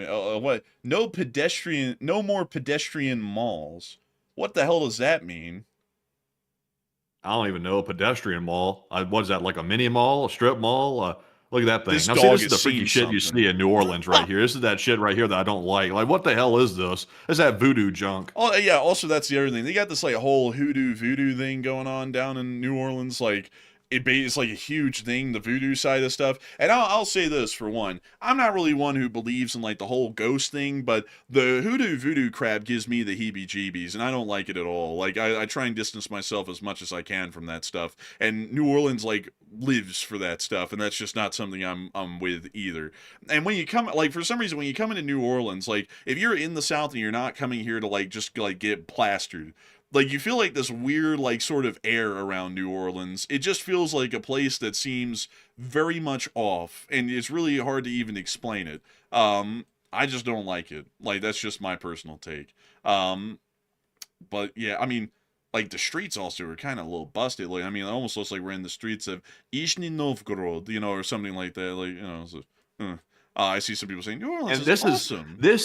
this right here is where that guy, I think his name was Ross Kemp, the British reporter, went here and did a documentary. And he went out, I think it was to the Ninth Ward, actually. It was one of the places that got torn up by Hurricane Katrina. And he went out there and interviewed the guy that said infamously, "You heard me, you heard me." You remember that guy? He's like, Oh yeah, I'm trying out here to survive. You heard me, you heard me. You gonna have to give me your shit, you hear me? And he was like, "Oh, you kidding me? No, give me your shit." Like, bro, and then he like boosted the guy's cameras and stuff. Oh my lord, bro. I mean, one thing I will say though, one shining light of New Orleans is the Café du Monde, which serves like some really good beignets. That's like their whole deal is beignets. You can see them right there. They're You pretty can just good. get these at the store and cook them yourself and avoid the whole cesspit. Yeah, that's true. You can. But I would have to say, folks, New Orleans in general to me, definitely a no-go. Like Atlanta gets a bad rap, but I'll actually be honest. There's nice parts of Atlanta, but I have never seen a nice part of New Orleans ever. Like it's a lot like it like hell, not even Birmingham's like New Orleans. Birmingham at least had some nice pockets of places that were in it. You know, they weren't huge, but they still were there. I've never seen a nice part of New Orleans ever. But anyways, also by the way, let me look this up. Murder rate in New Orleans. Let me see. New Orleans. Birmingham was more dangerous because Birmingham was at the top. Let's see. With 70. Oh yeah, it actually isn't as dangerous as Birmingham. It's actually a little bit below. That's kind of crazy. I mean, you know, like Birmingham didn't feel that dangerous. New Orleans like feels dangerous. Birmingham was dangerous, but it didn't feel as dangerous as New Orleans, at least to me. Man, we was living in the gutter. Also, by the way, we weren't actually living in the gutter. Like the downtown Birmingham where all the murders were happening, we did not live in downtown Birmingham. Well, I would never have lived in downtown Birmingham, like ever. We were living on the outskirts, so we got to be in the nice area compared to the downtown, like a completely different environment.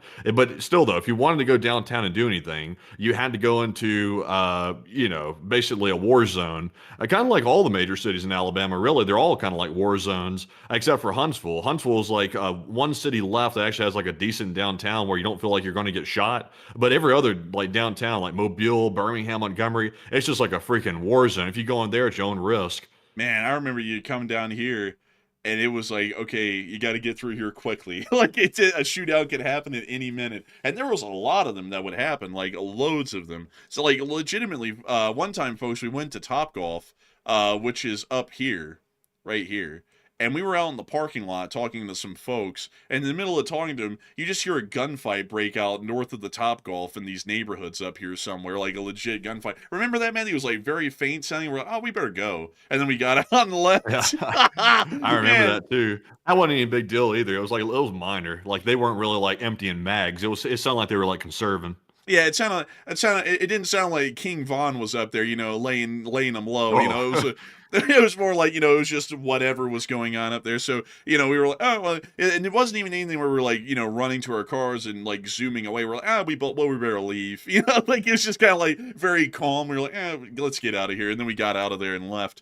But yeah, Birmingham, I think still is one of the, let's see, highest. You know the dumbest part about all this stuff is, yeah, I would imagine if you knew the ins and outs of why people were getting shot in Birmingham and stuff like that, it's probably over something stupid, like somebody took somebody's Twinkie or something like that. It's always the most stupid reasons possible that people are getting knocked off, like in downtowns like these days. It's like, I thought it would be something serious, like, you know, like somebody like stole somebody's car or something like that. But it'll be something stupid like, oh, he scuffed my shoe, or oh, he stole my Twinkie or something. It's like, I mean, do you not have better reasons? It's like, these are pretty bad reasons. I mean, it's obviously not good to be popping caps anyway, but I'm like, these are pretty stupid reasons. Also, by the way, I just found out, Matthew, sadly, Birmingham lost the Victory Royale title for #1 homicide capital of America. Now it has moved over to our nearest relative Memphis. of a city, Jackson, Mississippi. Oh, Jackson. Oh, yeah. Coming out of nowhere. I tell you what, yeah, they always say those winners, they always come out of nowhere. Dude, the holy trifecta of the murder capitals of America comes swinging from the woodshed. Birmingham, Memphis, and Jackson. It's basically the murder triangle here in that area. It's really crazy though. It's always always a city in the South, actually, folks. Except for Chicago, which sometimes surges to the top because of O-Block and some other places like that basically are the murder capitals of America. And what's crazy, folks, is that people always talk about, oh, LA and San Francisco and Portland and, you know, places like that. Oh, they're dangerous shitholes. But it's like, the reality is that everybody sleeps on the South. Down in the South, it's literally the Thunderdome every day for everyone down there. And it doesn't matter who and what and why or what part of the city even. I mean, there was multiple times that we were in Alabama. We almost got in gunfights on the street because some crazy road raging idiot would literally try and force you into a gunfight with them over nothing. Like, you would literally like just try and merge over into the left side of the lane. There's plenty of room, and then they gun it to try and make a situation, then force you in. It was crazy. It was like that all the time down there. Almost every time that we got out, we were getting close to getting in fisticuffs with someone, or almost a straight up gunfight, because everyone was just itching to get into some kind of trouble somehow. And it didn't matter who. I mean, like, it could literally be anyone. Like, it could be somebody dressed up in a suit, a hick, a gangster. It could be anyone. But anyways, with that, it also, by the way, let me make sure to check this. I want to check this really quickly before we move on. Where are the FBI's crime statistics? Because I just got this quickly from Does the FBI even do that anymore, Matthew? Didn't they remove a lot of those cities from the murder rate deal? I think they still have what is it, the Uniform Crime Report? I think it's what the FBI puts out. I think they still have that. I think they might, maybe. Um, let's see here. Dang, dude. Huh? I'm trying to. Dang, man. I'm trying to find one that's uniform because, dude. Oh, yeah. This is a good one. Let me show you this one. When is this from? This is from 2023. Just to show you all the fun that we lived in.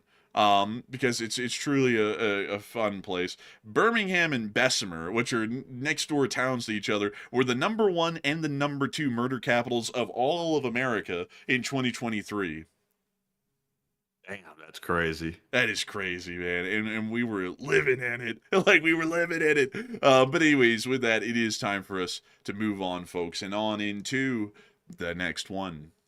All right, so our next one goes to Chris Feilbach, who puts in a 20. And thank you very much, Chris, once again for the second sport of the night. And we do appreciate that. He said, was the hide your kids, hide your wife guy in Alabama? And yes, he was. He was in Alabama, by the way. When that came out, I was like, oh, that's so-and-so from the block.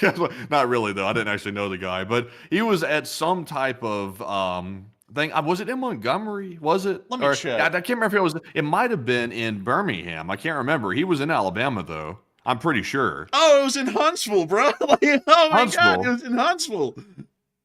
Damn, like I thought it was in like Montgomery or Birmingham or something. Yeah, he was in Alabama. We've had a lot of famous like memes come out of Alabama. Like people don't even know. Like the guy that couldn't rap on TV, that meme came out of Alabama. The guy who said hide your kids, hide your wife, he was in Huntsville, Alabama. The guy that said, oh, a mini mall, it's a mini mall, he was also in Alabama. Let's see. Honestly, Alabama's getting recognized for some kind of stupid reasons, actually. Man, not for the right reasons, kind of dumb reasons, Remember when we made national news, Matthew, in Alabama for that? Let me find it here really quickly. I got to make sure that we get it. Let me think. Where in the world was it? Man, you interrupted and you didn't have a point. Where's Zelda Road? I need to find Zelda Road. Where is that? Let's see. Honestly, you'd have to type it in. I can't really tell from here it the is. Aerial view. All right. This Taco Bell, does it jog any memories? I mean, not particularly. Why? Should I know something? Should just what am I, a Manchurian candidate? Remember when it burned down to the ground and 300 Oh people my had a God. candlelight vigil, I remember and now. it made national news because it was so stupid that people would have a candlelight vigil for a Taco Bell to burn down. Nobody even died in That's this serious. It's serious though. I mean, in a place like Montgomery, when you lose a restaurant like Taco Bell, they might not ever come back. So you got to make sure you let them know they're appreciated. Everybody was out there. Everyone, amazing grace. Today we're here to bury the Crunchwrap Supreme. It's like, this is stupid. This is so stupid. And let's see, what was some other stuff that happened? Oh yeah, the keyhole sniper came through Montgomery. Well, that was more of a national thing, but they did come through Montgomery in the early 2000s. And ended up getting a couple of folks around there in the city. What is another thing? Oh yeah, dude, the riverboat fight. We've covered that before on the channel. We've covered that one. Also, another thing Alabama's known for is it's one of the few places that a Walmart has actually packed up shop and left, like a city. Like it's one of the very few places ever happened in the entire United States. And it was in Tuskegee. The Walmart here, literally, they said, we are done with this damn place. They closed the place up. They boarded up the place, and the Walmart literally packed up and left. Like they actually left Tuskegee. It's insane that happened, by the way. Also, is it still gone or did they ever come back? I don't even know where the Walmart building was in Tuskegee. Let me type it in. Type Walmart and see if it brings you up with any locations here. Nope, it's not there. It's gone. Bro, it never came back. The nearest Walmart is either out there in like Pikes Road in Montgomery, or it's in Auburn. If you're in and the reason why they did that, folks, is because in Tuskegee, the Walmart was literally hemorrhaging money because nobody would really buy anything out of it. They just steal everything out of it. So the place was getting boosted every day so badly, they were literally losing thousands of dollars every day the store was open. So they shut it down because they were getting robbed every day, basically. Yeah. I think that might have been the reason they left, but they were just done with the place. I've never heard of that, by the way. Like we used to live out in like the middle of nowhere, basically like in the woods. And also our grandparents used to live out in the middle of nowhere. They had a Walmart out there, like in the middle of freaking nowhere. Like there's hardly any customers, and they still have a Walmart. And I've never seen one leave a place. Like that's unheard of. I think they also had I can't remember. It was like some little fast food restaurant also boarded up and left Tuskegee as well, which is unheard of too. I think it might have been I can't remember if it was a Taco Bell or a McDonald's. I can't remember what it was, but they also packed up and left too. That's saying something. I mean, Tuskegee is basically a non-existent town now. There's literally nothing there.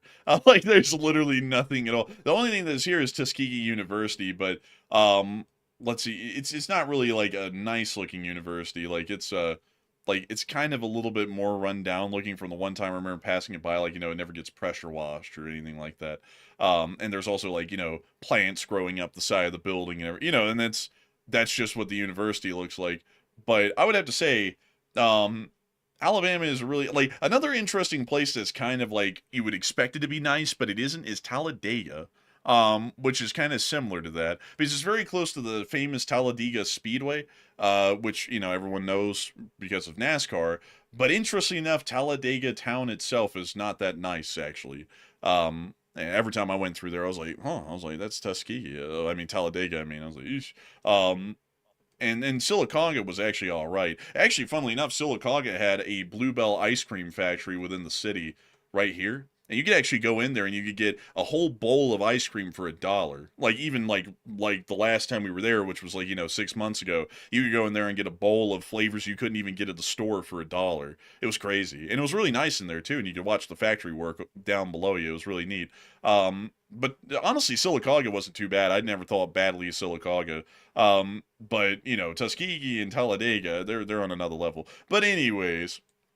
Also, you ran. It smells like piss too. I've been to that race. Every time I drove by the Talladega Speedway, I always found it shocking how how much disrepair the whole place looked like it was in. Like, let me see if I can drop y'all down there on the street. Oh, they don't even really allow you to go down that street. Because I went down this one right here, like right out the front. Maybe it's over here. Let me check. Dang, man, we the hills have eyes. Bro, we're living in the mist. Bro, like that monster's about to get us in the truck in the mist. But they're like look at that little shack. And if you could really see it, it's like in a great state of disrepair and dysfunction. And I'm like, is NASCAR running out of money or something like that? Like, I think I've heard recently that they're like seeing huge decreases in like viewership and attendance. But They don't own the track, I don't think. I think they just go there and rent it, don't they? What, NASCAR? Yeah, I thought they just rented the track out to go have the race. I didn't know they actually owned the place. I mean, maybe they do. I don't really know how NASCAR works as a business model. But I mean, it doesn't look that good out here when you come past the thing. It's like, I don't know what's happening to it, but it's looking kind of rough. But anyways, with that, it is time for us to get on to the next one. What do we got, Matthew? And our next one goes to Robert Krogan, who puts in a 10. And thank you very much, Robert, for that support as well. He said, good evening, enforcers and LSA, and a little toward the Earthquake Fund. Hey, and thank you so much for the support, and thank you for supporting the Earthquake Fund. We always like to try and keep ourselves well protected from the earthquakes, and we thank you massively for helping us to be able to try and put some spackling in the holes in the wall from the last one. So a huge thanks to you so much once again. I hope that does address that incredibly well. And with that, we're on to the next one. And this one goes to Music Uploader, who puts in a 10. He said, the IRGC has to go, but I won't lie. Diesel is climbing fast, and there's no war yet. And I don't know if my trucking company can survive this economy, let alone $7 California diesel. I'll be honest with you, Music Uploader. I'm surprised that anybody's surviving this economy we got in the United States right now. And people can take that political if you want, but I mean, your wallet's not going to lie. Like after a while, you can only take so much of a beat down from the economy being crappy for the average everyday person until people finally wake up and realize, hey, look, this isn't really political. This is just facts. And we're going broke. And I really feel bad for anybody trying to run a company in this economy because the prices of everything you have to buy to keep a company running, pretty much of any sort is through the roof. Also, it's becoming more expensive to hire people, and most companies are laying people off as they can't afford to keep people on that they hired before, so they're laying people off. So it's a rough time. But Enforcer, what say you? And I'd have to agree, it is certainly a rougher time, and I got to say that it's pretty rough, and that's why I'm saying that we have to act pretty quickly against Iran if we want to make sure that they're not going to be screwing over global oil markets, and also situations like that here in the United States. So I got to thank you massively for the support, and I hope that us addressed that well. And with that, we're on to the next one. And we also have a 10 from Geosynchronous. And thank you very much, Geosynchronous, for that $10 support. And they did not leave a comment, but we do appreciate that very, very much for helping to keep the channel running. And we also have a 10 from James Turner, who said, with significant daily artillery piece losses, will Russia start to lose the ability to use artillery? And if so, when? Generally, we don't know when Russia would ever lose the ability to operate artillery, because we've seen how many artillery losses they've taken. We've always expected that to be right around the corner, and it never necessarily has been yet. So, unfortunately, I wouldn't really be able to give you a good timetable on that. They might have artillery until the very end of the war, possibly. But a big thanks to you so much for the support and helping this channel to keep on running, and I hope that does address that the best I can. And with that, we're on to the next one. And we also have a 10 from Point of Guinness, who said, what do you make of India seizing 3 Russian Black Fleet oil tankers? And do you think it's pressure from the United States with sanctions and tariffs? Or is it pressure from the UK and EU as they haven't done a trade deal very recently?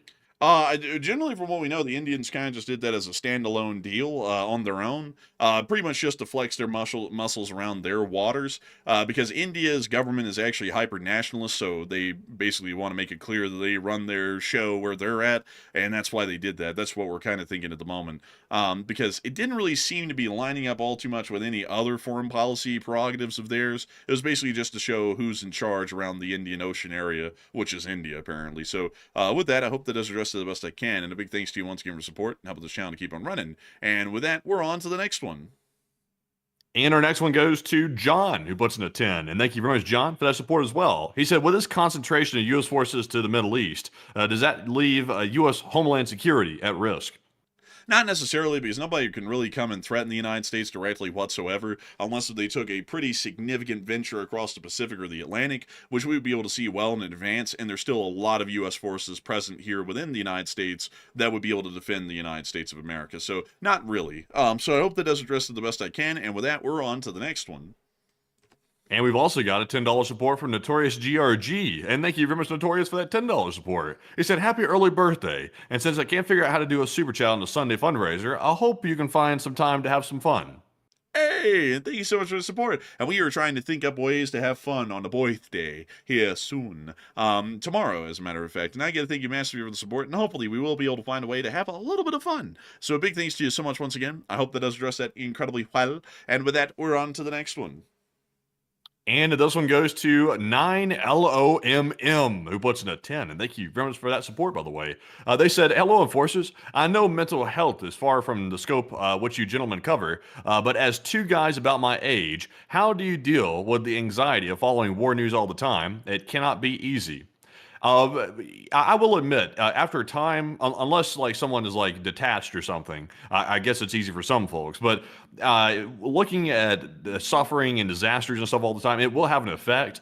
But you know, we didn't grow up in an environment that was exactly what you'd call peaceful. Like we really didn't. I'm not saying that to say that I'm a tough guy or something, because I'm not. But we didn't grow up in a very peaceful environment. So this just feels like very close to status quo, to be honest, because we haven't really lived in an environment where it's like that, where it's like everything is like peaches and roses and stuff like that. It's not really been like that. So I would say, generally speaking, I just look at it like a fact of life, and also take into consideration that there are people that have it way worse than me. So when I see things like this, I'm like, honestly, to be perfectly honest, the thought that runs across my head when I watch the war footage coming out of Russia is we're probably going to be next. I know it sounds morbid, but that's what I really, truly think. I think, well, you know, we're sitting here sort of laughing and making jokes now, but we'll probably be there sooner or later. So we'll probably be the ones getting laughed at next when we're on the battlefield. That's what I really think. But Enforcer, what say you? I would generally have to say Matthew's pretty right with that. No matter where we were, whether it was at school or at home or really wherever, we never really had like a lot of peace. We basically grew up in an existence of extreme stress and anxiety no matter what. I mean, there really wasn't ever a time where you could just like shut off. Not to get into too much detail, but we were always basically living in fear of something. And after you do that for a couple of years, you know, you basically, like, especially when you're incredibly young, you just get used to it, and it's kind of a fact of life. But after you start to get detached from it a little bit, to where you actually kind of get to, you know, be outside of that kind of extreme pressure and living under it every day, you kind of realize what it was. But at that point, you've just gotten used to that sort of a deal. So looking at it happening elsewhere in the world, like that kind of stress or anxiety, I'll be entirely honest with you, it's kind of a bit of a relief, because it's not, you know, it's not directly over my head every day. It's somewhere else, and it's definitely not, you know, it wasn't a life or death sort. I mean, it wasn't really a life or death sort of a deal, but it certainly was one that was wildly stressful and may as well felt like life or death. So when, you know, I watched it overseas, it was rough. It was definitely rough and jarring at first, but after you get used to it after a while, it doesn't really start to affect you all too much, at least me personally, because you just kind of watch it and know the ebb and flow of things and how things work and all that sort of stuff. Yeah. You know, the good news is, though, that, you know, if you're our age, I was born in the year 2000, by the way, so I'm 25 years old. It makes it easy to tell my age, because whatever year it is, like 2025, the ending two numbers of the year is what my age is. So when it's 2025, I'm 25. When it's 2026, I'll be 26 that year. So the interesting thing about being born in the year 2000, and even Andrew being born a year after that, is we have lived through so many, like, once in a lifetime things. It's been unbelievable. Like from the moment I was born, like a year later, and I can't remember because I was too young, 9/11 occurred. So that was a terrible event, obviously, killed a lot of people. And it was a turning point for the country, because it brought in the Patriot Act, and the country was never the same after that. We lost a lot of freedoms on that day. And then after that, we had the 2007, 2008 financial crisis, which most people's families hurt quite badly during that time. And a lot of people suffered from that. So then we move on from that, and we start going into, let's see, what was the next major thing that happened? We had the pandemic in 2019 that got started, which turned the society on its head as well, and sent prices of everything skyrocketing the next year. They've never come back down. And now we're living through an entirely different situation, where we're not even sure if we're on the right track as a country anymore or not with our government. So it seems a bit strange, all the events we've lived through. And now we're potentially looking at World War III down the barrel. So if you're born in the year 2000 or after that, you got to be tough. And you got to be somewhat mentally strong, because it's not really been peaceable during our time, pretty much at all. And also, not speaking on external circumstances, speaking on internal circumstances, just in our upbringing, you know, like we didn't even really have to concern ourselves too much with what was going on around the world, you know, growing up as kids, to be stressed out about anything. I mean, there was a lot of stuff to be stressed out about in just our normal lives. You know, like, and it was stress enough that you would feel like you were about to snap, and you just couldn't take it anymore. And it was like that every day, basically the entire time we were growing up.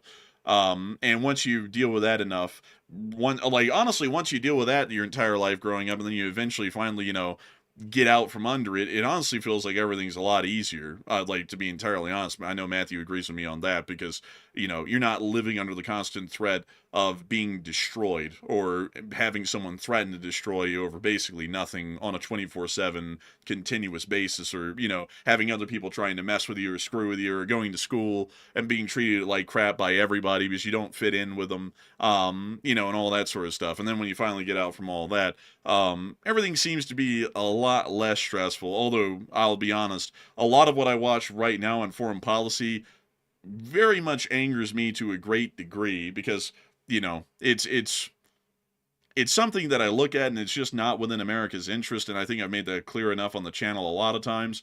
And that drives me crazy to no end, because if anything, I really want to make sure that everyone else doesn't have to live through times where you just feel miserable a lot like we did. And it gives me a good bit of joy to think that we might be able to try and, you know, maybe game something out where in some small way people's lives are a little bit easier here on the home front than they would be otherwise. And then watching someone just throw all that to the wayside and just start screwing people over whether they know it or not, that does get me pretty angry. That's the one part that actually does stress me out. Outside of that, though, like, with most of the wars that go on around the world, the thing is that we're kind of a couple of steps attached, and usually it takes a long time for anything to boil up into a big issue that directly affects us. And that's also what keeps the stress really low for me, is that diplomacy is a humongous beast. It has millions of moving gears. And it takes forever for it to do anything, really. And when I mean forever, it takes years for the next thing to happen. So that's also one thing that keeps me not too stressed up. Is it's not like World War III is going to break out tomorrow. There's going to be clear signs that it's going to be happening. So with that, I hope that does address that the best I can, at least in my opinion. And with that, we are on to the next one. All right, so jumping on to our next one here. This one's going to go to none other than Dark Galaxy, put in the 10. And thank you very much, Dark Galaxy, for the support. They said, Happy Valentine's Day, guys. Happy Valentine's Day. You're doing a great job. Keep it up. And AI, so aliens are real? ChatGPT. But a big thanks to you. A big thanks to you, and a big happy Valentine's Day to you. And apparently they're real, according to Obama. And I would take it kind of at face value. Why in the world would he lie about that? Here comes the political people. He starts cocaine. His wife is a man. And all that crap. I don't give. You don't have to take his word for it necessarily. That's just corroborating evidence. I mean, you can look at the videos that the military is putting out that are getting leaked occasionally, and also the testimony in Congress. I mean, people are saying, like, the people that allegedly are the experts on the topic that are testifying to our Congress people, they're saying that these things exist. A former president saying that they're real. We're seeing videos which show something that makes no sense at all, based on our current modern technology. So, I mean, I can get the fact that people don't want to be very like gung-ho to believe things that aren't fully proven yet, because that makes sense. It's better to be safe than sorry instead of jumping into a conclusion that may be false. But there's a lot of evidence that would tend to lean toward the side that there's got to be some truth to it at some level. And also another thing I gotta say, folks, I'm still even flat out skeptical about that, even because I'll just be honest with y'all, I just don't really like. I find the whole like alien thing to like really like, and I'm not saying this about everyone who's into aliens, but there is like a subgroup of people who believe in aliens that are just whacked out, and I really don't like talking about it because it kind of like drags those people out of the woodshed. And then they come out and they start talking about all this other crazy stuff. And I can't really handle craziness a lot because we dealt with that a lot in our lives. And I'm not really a big fan of exposing myself to that sort of stuff. Or people who the aliens are real and, it's just a global cult and, the Illuminati. And it turns into all that. And I'm like, oh, God. I'm like, here goes all logic thrown out the window. That's why I don't really like even talking about it, because it really attracts that type of person. But outside of that, if Obama's saying it and he was a former president of the United States, apparently there must be some credit to it, but I'm also not going to make that my entire life's obsession to start talking and thinking about aliens. There's a lot of other things going on out there in the world that directly affect us a lot more than the existence of aliens, at least for now. If an alien comes down and they obliterate Beijing, then I might care. But for now, we have literally like a self-created alien on our hands that's about to take all of our jobs, called artificial intelligence. That's literally already here that humans created. So it's like, that's going to be pretty damn disruptive. That could be as disruptive as, like, for example, if, E.T. from the movie happened to like show up and fly down to the ground or something like that. That could be as bad, if not worse. Yeah, but like Obama admits they're real today. You don't see the whole world grinding to a stop over it.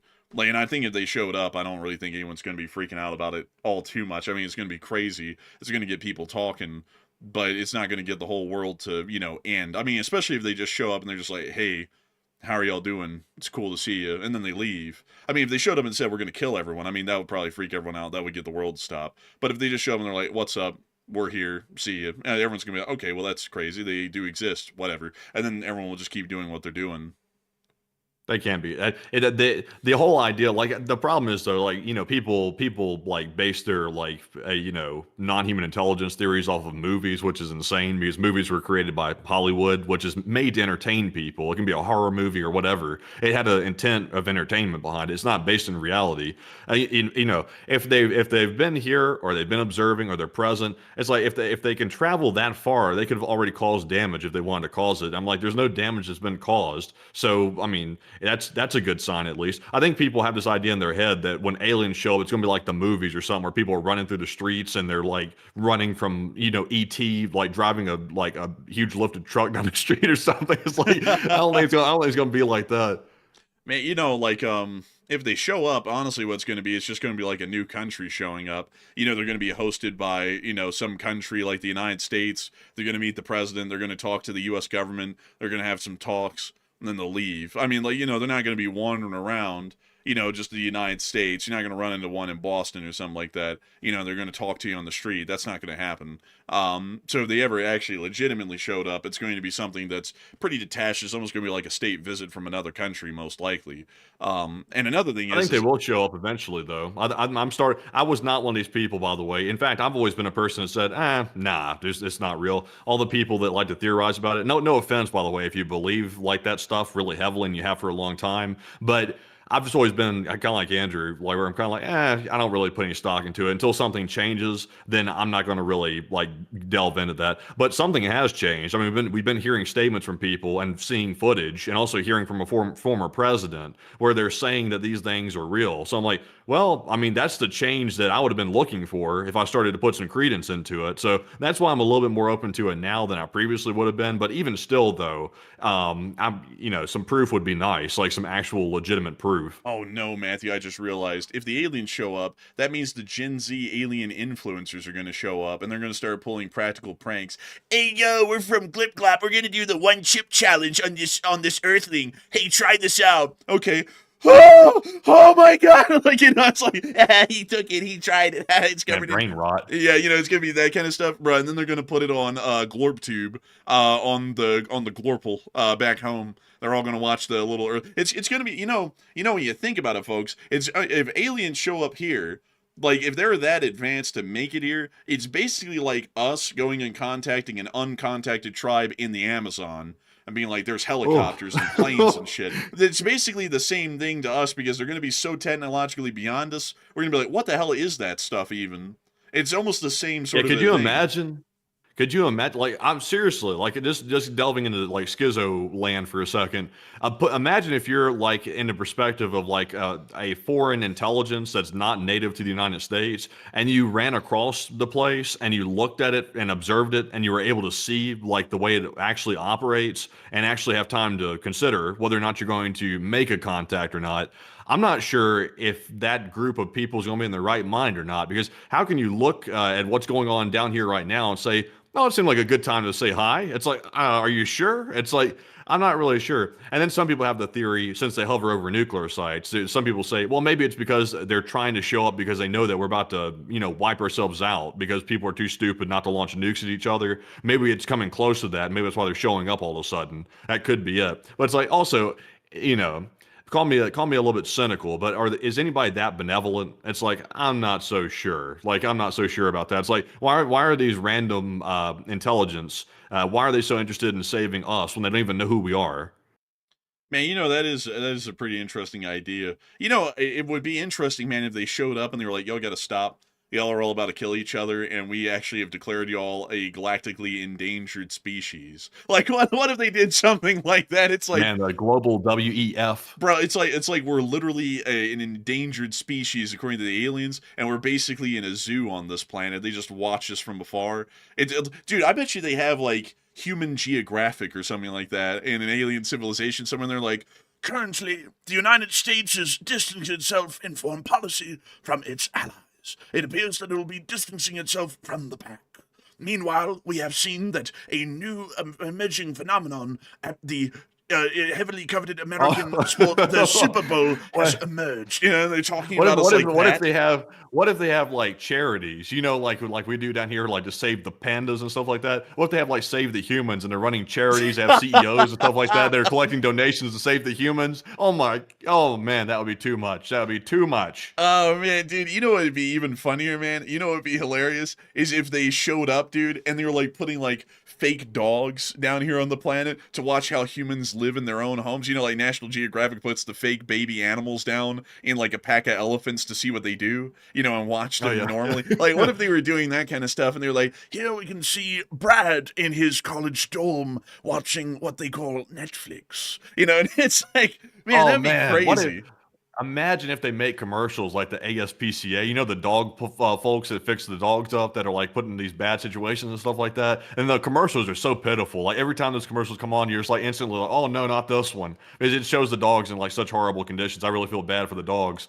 But it's like, what if they have commercials like that where they're showing like humans like shaking and shivering and stuff like that and everything, like in the corners, like in North Korea and stuff like that. They're like, help save these poor, pitiful creatures. They don't even have access to internet or water. Oh, they have to threaten Russia to get food. Dude, you know the alien YouTube videos on Earth lore must be crazy. Why does Putin look like that? You know, or something like, or something along the lines of, what is the lore of the United States? And instead of calling it history, they call it lore. And they're like, but we don't know why they say this, or we don't know why they do that. We're still trying to find that one out. Bro, honestly, when you think about it, folks, I would assume that if aliens are able to make it here, they're basically a lot like us in a lot of ways. Like they probably have the same curiosities and stuff, but they're going to look at us like a lot like we kind of look at uncontacted tribes at like the Sentinel Islands or in the Amazon and elsewhere, and we're like, oh wow, look at them. You know, it's like, you know, it's literally, it's, you know, modern people. They're just living in primitive forms with primitive cultures and languages and such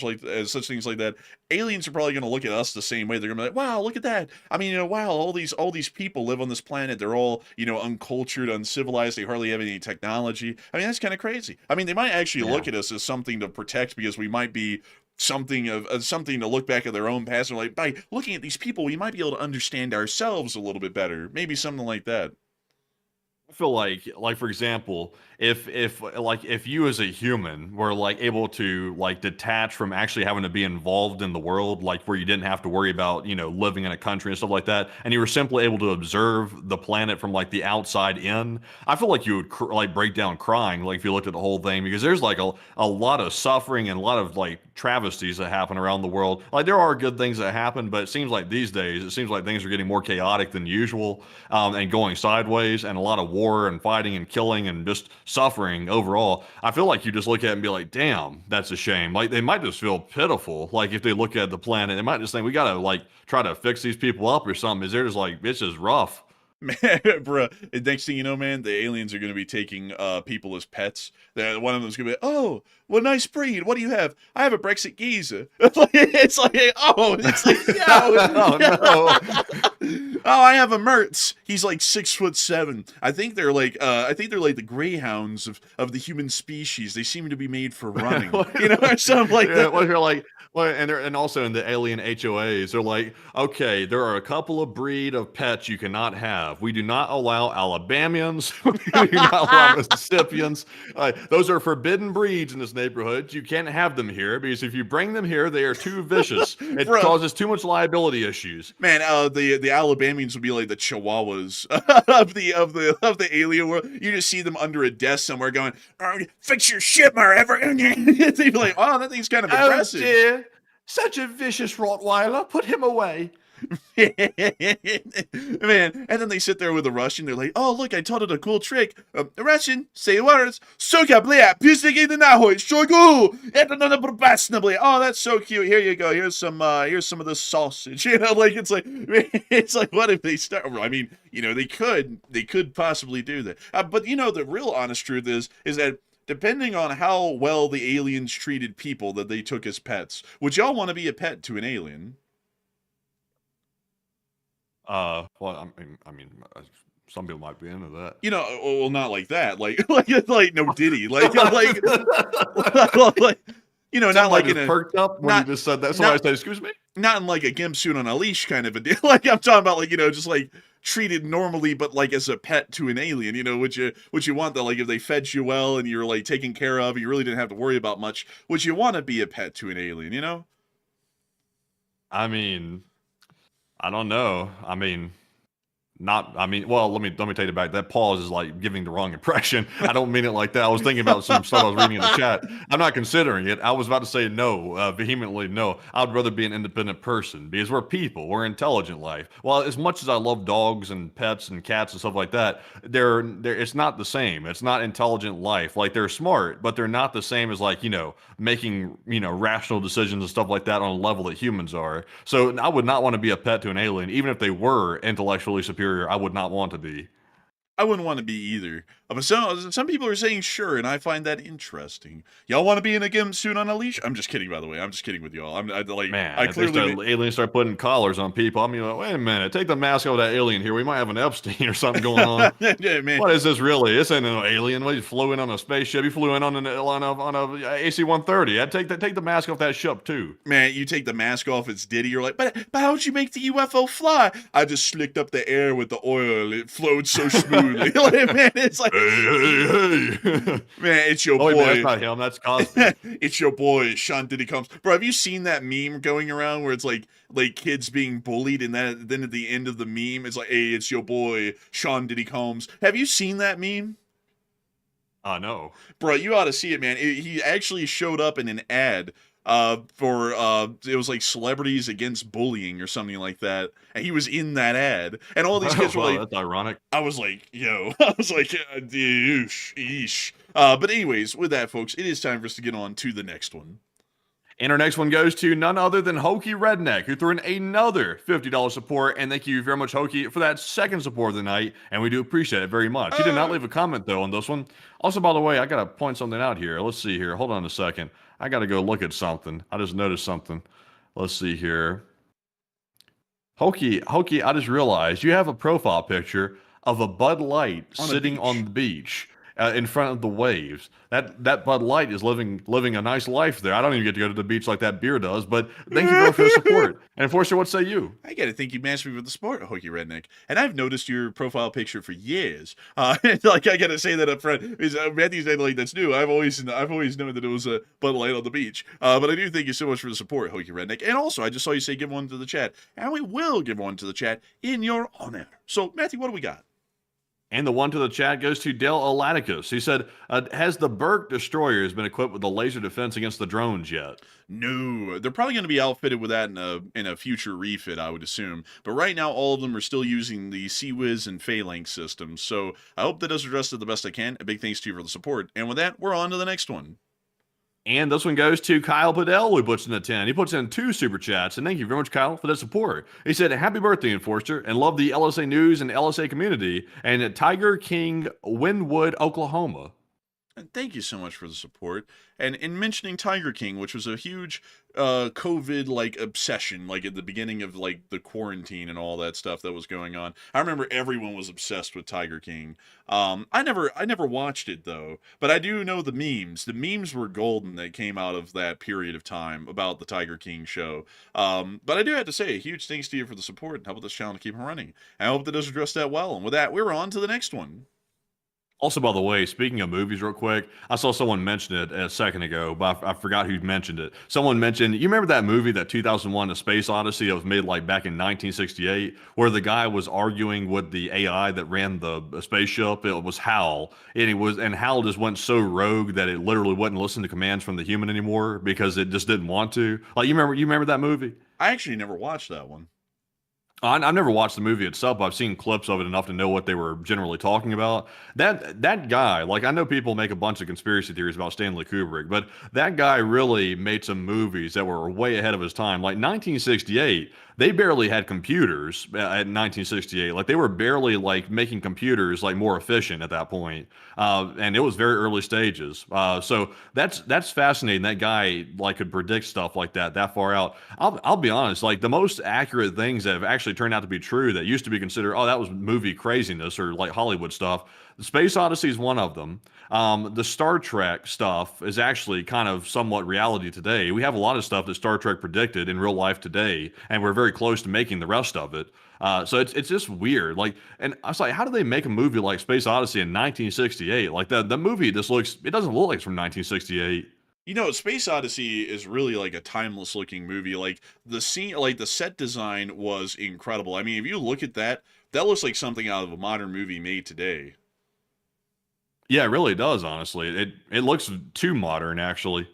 Like really, like I would say like a lot of movies actually don't age well. I would be straight up with y'all. I don't like all of Stanley Kubrick's movies. Like The Shining, I feel like The Shining is kind of a little overhyped in my opinion.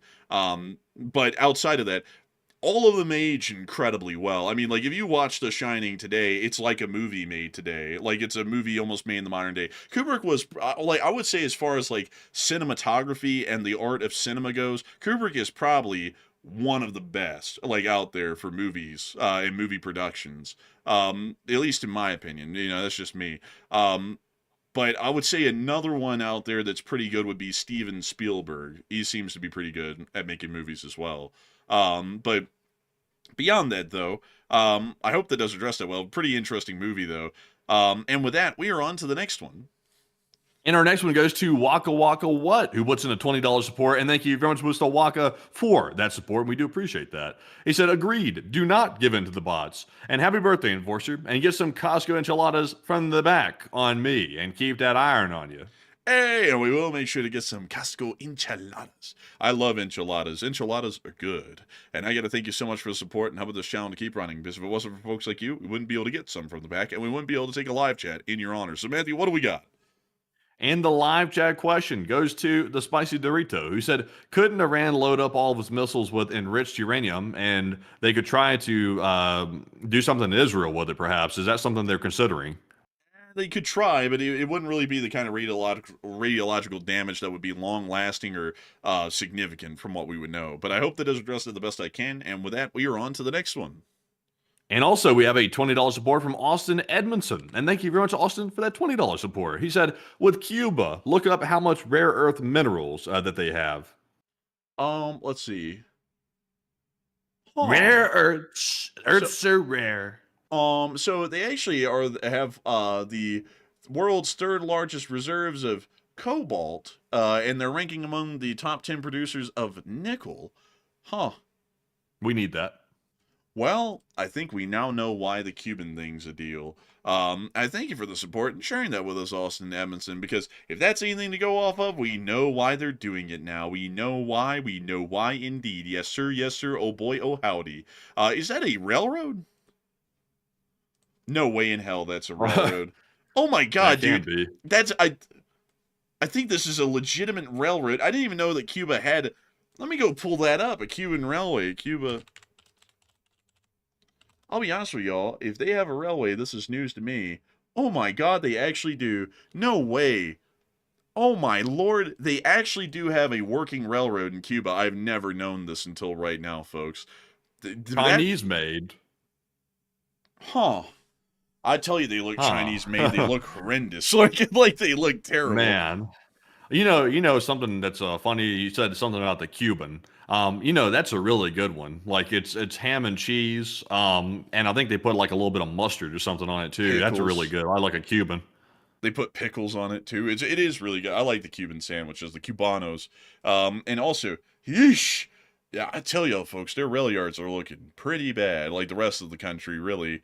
I got to be honest with y'all, folks. Cuba is a hellhole. Like, look at that.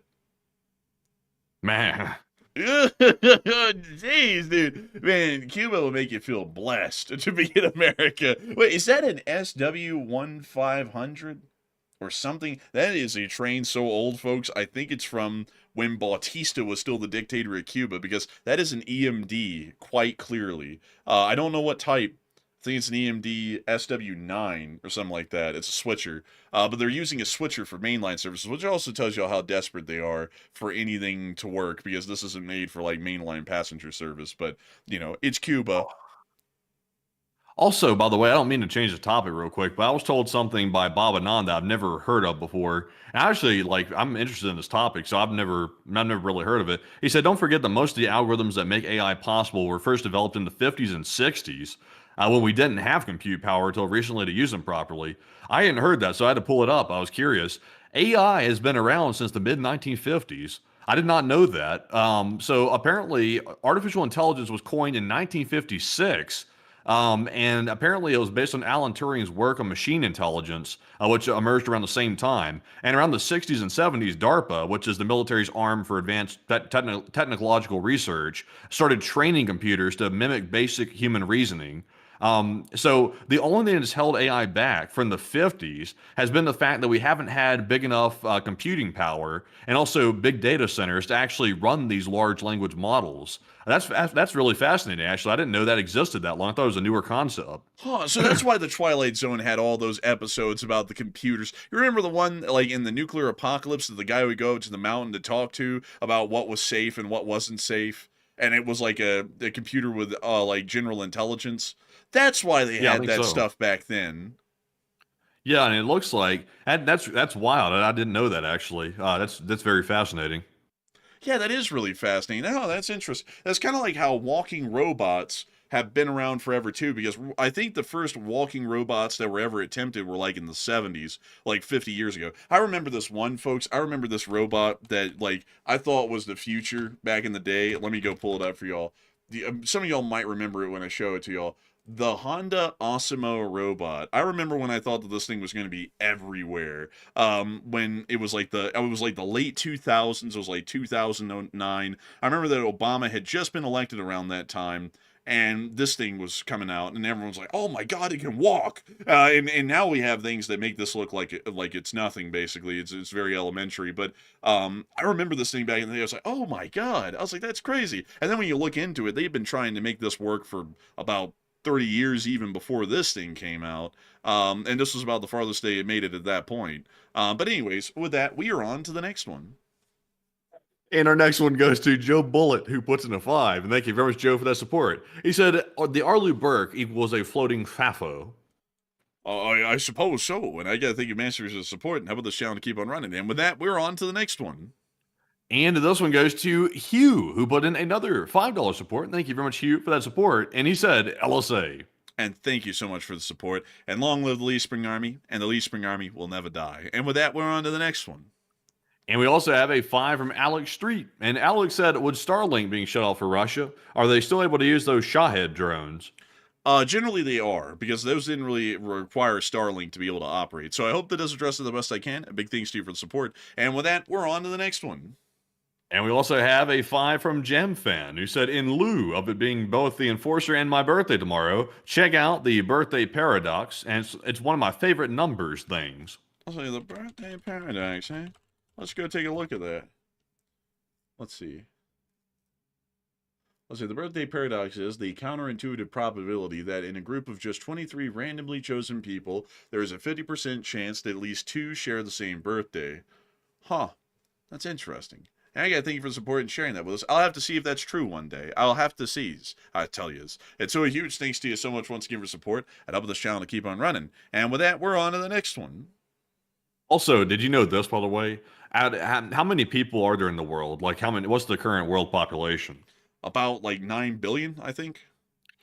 It's about 8.3 billion as of early 2026. Did you know out of all of those 8.3 billion people, that all 8.3 billion, meaning 100%, are alive?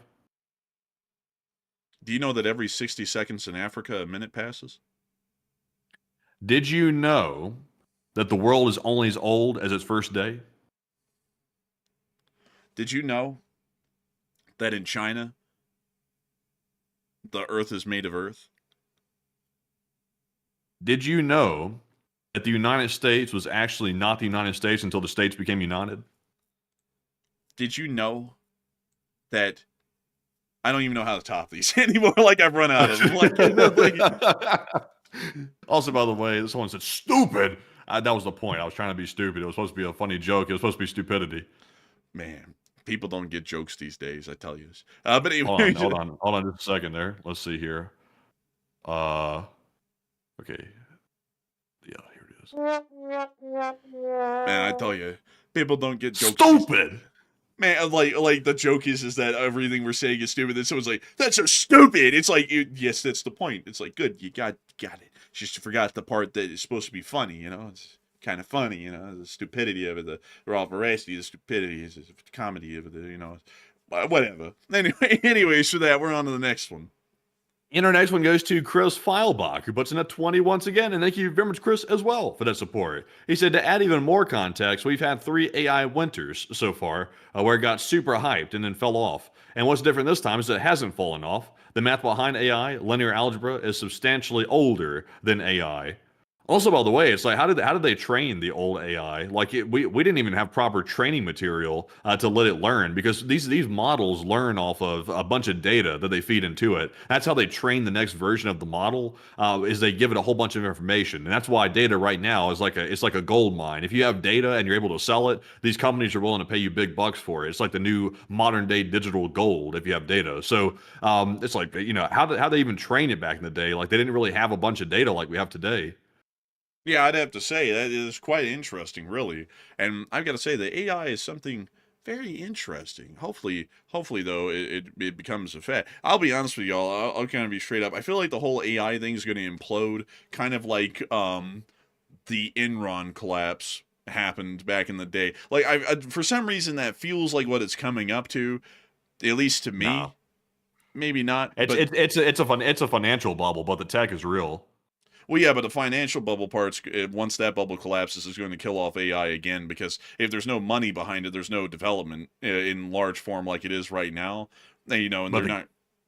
But the government's backing it, though. That's the problem. Like, the government just pumped like 500 billion over the next decade or something into it. So if the government's backing it up, the government just prints the money. So if the government's keeping it alive because it's determined to be a national security thing that they want to keep running, it'll survive. But at the same time, though, it'll probably cause damage to the stock market, because I think the current report is that most of the U.S.'s GDP growth this year, or I think it was actually 2025, was based on the projections of where AI is going to go. So I mean, that's by definition a bubble. That's kind of like the .com bubble, actually. Yeah, I would agree. And with that, we're on to the next one. And our next one is going to go to OG Wakanobi, who put in a 5. And they said, Ukraine has already declared Russian energy sectors a legit target as of weeks ago. And that is true. And I thank you so much for the support. And we're on to the next one.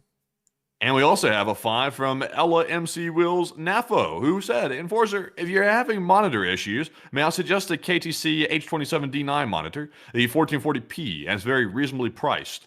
I try and keep stuff running for as long as I possibly can, and the fact that the monitor has not completely given out yet, I'm still letting it get its last bits of juice out so that we can get the most monetarily per day out of the use of the monitor. I think in pinching pennies when it comes to computer equipment, because I don't like getting new computer equipment, to be entirely honest. But a huge thanks to you so much for the support, and with that, we're on to the next one. And this one goes to Laser, who put in a 5. And Laser said, any danger of Ukraine outpacing their supply of lines with these unexpected gains?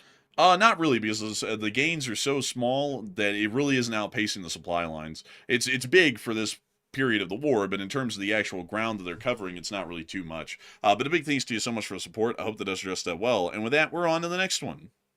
And we also have a 5 from Ruben Schooley, who said, the Mexican government requested help. We sent in the Navy SEALs Team 2, and rumor is that Delta Force and SEAL Team 6 were already operating there. And what are your thoughts? I haven't heard anything about that. Matthew, did you hear anything about that? No, I haven't heard about that personally. I also have not heard of the Mexican government requesting help. In fact, the last time I heard, they were telling the U.S. to basically F off. That was the last thing I'd heard from the Mexican government. So if that's a new development, I haven't heard it. Let's see here. I don't see anything in the news today or over any prior days about that, so either that didn't happen or I'd have to declare ignorance on that. But a big thanks to you for the support and helping this channel to keep on running. And with that, we're on to the next one. And we also have a 5 from Setai Church, who said, Kameni is a career serial killer that gets high for doing bad things. Maybe, possibly. I'd say that it's not unlikely, but a huge thanks to you for the support and helping this channel to keep on running. And with that, we're on to the next one. And this one goes to Ruben Schooley once again, who puts in a 5. He said the U.S. Export-Import Bank approved a $120 million loan to the Ten Breeze mine in Greenland. Is this a test case for the Project Vault? Unfortunately, I think that'd be a little bit beyond my knowledge, so I'd have to unfortunately declare ignorance on that. But I do thank you for the support and helping this channel to keep on running. And with that, we're on to the next one. We also have a 5 from Christian AP, who said, but aliens are real. Look at Mark Zuckerberg. That boy ain't right. That boy ain't right. Like that, but he got the tech bro update, so he's a little bit more right now. Like, he's not that off. But a big Man, thing, it was the gold chain, wasn't it? Is it a gold chain? man, it was the gold chain and the fact that they got his hair a little curly instead of like perfectly flat, like it was like fake. Like and also he got a little tan. So all those things combined, he looks like a tech bro now, so he doesn't look that bad. But a big thing to you, But he still got to work on the responses though. Like, still got to work on those. Like when he went on that, I think it was Joe Rogan. I think he went on to, and what? Wait a minute, no, it was Theo Vaughn. I think it was what he went on to, and that guy had asked him. The comedian said, "Well, do you drink coffee?" And Mark was like, "Yeah." He said, "Oh, you drink it like in the morning, or like, well, when do you drink it?" And he's like, I drink it recreationally." It's like, what the hell? It's like, what is this junk? It's like, what the hell does this mean? You drink it recreationally? Man, like honestly. But with that, we are on to the next one. And our next one goes to Stanley So Manley, who put in a 5 and said, "Would you live in Kharkiv or New Orleans for a year?" I would say that I would generally live in Kharkiv for a year. Um, that would at least be my opinion. I generally have a heavy aversion to New Orleans. I've never been to Kharkiv though to know if that's worse or better, but I would generally pick Kharkiv. But a big thanks to you for the support. I hope that does address that well. And with that, we're on to the next one. And we also have a 2 from Druzy, who said, "I'm in Tehran right now. Please help. Please help." I thank you so much for the support. Sadly, there's not really a lot we can do on this channel, but I hope that the U.S. government will eventually help out the folks inside of Iran. So a huge thanks to you so much once again for support. I hope that does address that well. And with that, we are on to the next one. And we have a 2 from Jayton, who said, "Could the U.S. use a laser air defense against Iran?" Not well. We could, but generally those systems are more short range from what we know right now. So for short range air defense, yes, but in larger, wider sweeping strategic air defense, we wouldn't really be able to use those because they're not up to that ability yet. But a big thanks to you so much once again for support. I hope that does address that well, and we are on to the next one. And we also have a 5 from Ryan H. on Wheels, who said, "Everyone's looking for extraterrestrial life while we barely explored the deep, lightless oceans of our own planet. What about the megalodon?" You know, and that's actually pretty interesting how barely any of the Earth's oceans have actually been explored. And I think that there ought to be a lot more exploration and focus put on that because who knows what's down there and what we could learn scientifically from the depths of the seas. But a huge thanks to you for the support. I hope that does address that well. And with that, we're on to the next one. And a big shout out to Plazoth for putting in a $1 support. And we appreciate you very much, Plazoth, for always throwing in that support. And we appreciate that very, very much. And we also have a 2 from Ruben. He said, "Was the Nico Lopez refinery fire a USA operation?" I would say that it might have been, it possibly was, but it's a little bit too early to call at the moment, unfortunately. But a big thanks to you for the support. I hope that does address that well. And with that, we're on to the next one. And with that, folks, it's now time. It's now time. It's time to get into some some live chat questions. We just went over our super chats. Thank you once again for all that support. We're going to get our Morse code decoders though first. We have Paul, Kevin, Mason, Joni, Norm, Airbell, Heroy Fluffness, Kush, Coverteric, Sire, and Brian. They said the Morse says, "Looks like fires are more common after Tehran ran out of water, and it has nothing to do with water." LLT, LLC. And ding, that's the sound of money, and y'all get that dead on the nail. Does the Morse code message of the night. I got to congratulate y'all greatly for getting that correct time and time again. It is truly an amazing and incredible thing to see that so many people continue to support this Morse code decoding and get it right every single night. So I got to say, big congrats to y'all in the Lee Springer Signal Corps once again. And with that, folks, it's time for us to move on into some live chats. Due to us being overtime by about 30 minutes, we'll sadly only be able to get 3, and then we'll be rounding out this stream on for the night. So we're on to the third to last question of the night. And this one goes to Roby, who said, "How long would it take Iran to mine a body of water like that?" Not too long. It would probably take them about a day or two, and then they would be done. So I hope that does address that well, and we are on to the second to last question of the night. And this one goes to Log Lav, who said, "What will be the regional impact and impact in general of them mining the strait?" And I feel like the U.S. has the tools to steam by that in a short time. Generally they have a pretty decent amount of resources. They have some larger vessels that could just drop the mines off the side. And in general, the U.S. being able to clear out that minefield wouldn't really be that easy because they'd be under fire, which greatly reduces the amount of time that something can be done. Because it's easy to go out and demine a minefield and practice when no one's shooting at you, but when someone's shooting at you, you kind of got to, duck and cover and defend yourself and everything, and then it takes a lot longer because you're also doing that as well. So, and then also there's a whole bunch of other things factored into that as well. So the U.S. wouldn't be able to clear that out quickly or easily in reality. Not going through the whole rabbit hole as to why, but they really wouldn't be able to. So with that, I hope that I addressed it the best I can. And with that, we are on to the final question of the night. And so, who is like the last person who threw in the lucky last question of the night? And that viewer is going to be Tumultuous, who said, when we attack Iran, will any nations come to their aid? And if they do, will that cause World War III? Really, no one will come to their aid. Russia cannot help them, and China can't really help them either, so they're basically on their own. They might put in some diplomatic protests, the Chinese and the Russians would, but that would be about it. We wouldn't really expect them to do much more than that. So with that, folks, I hope that does address that well, and we've reached the end of tonight's stream. I've got to thank you all so much for watching tonight. It's always an honor and an absolute pleasure to be able to cover this news for each and every single one of y'all. And we had a peak viewership tonight of 19.1 thousand people, and a total viewership of 203,000 people who have watched the stream before it ended. Holy moly! And I gotta thank you all massively for watching the show. We're always honored and greatly appreciative of all of you all watching, and we will see you all tomorrow at 10 p.m. Eastern Time to cover the next 24 hours of the news from around the world on my birthday. Hey! And also, we'll be running the Sunday night fundraiser tomorrow night as well. And also, if there is a short war video to be made, Enforcer Matt will be the one making it. So with that, good night, good luck, take care, stay safe, Slava Ukraini, Haram Slava, long live the Republic, and long live the Lee Spring Army. The Lee Spring Army will never truly die. And a big shout out to so many people, 203,000 tuning in. And we appreciate you all for tuning in once again tonight. And we will see you all tomorrow night on the Sunday Night Fundraiser stream to raise more funds, most likely for a Ukrainian charity like usual, to help those in Ukraine that are being overlooked by some, but not overlooked by this channel. But we will see you all then, of course, and maybe on a short war video tomorrow. And honestly, I'm getting very sick and tired of saying that I hope we can make one. I'm going to try my damnedest to make one tomorrow because I hope there's some news out, because the news comes out later in the evening. It's messing up my whole schedule. It's messing up the whole thing, and we got to get some more short war videos out. So hopefully we can have one. But on that note, we will see you all tomorrow. And of course, Slava Ukraine, Hiram Slava, get some rest, and good night.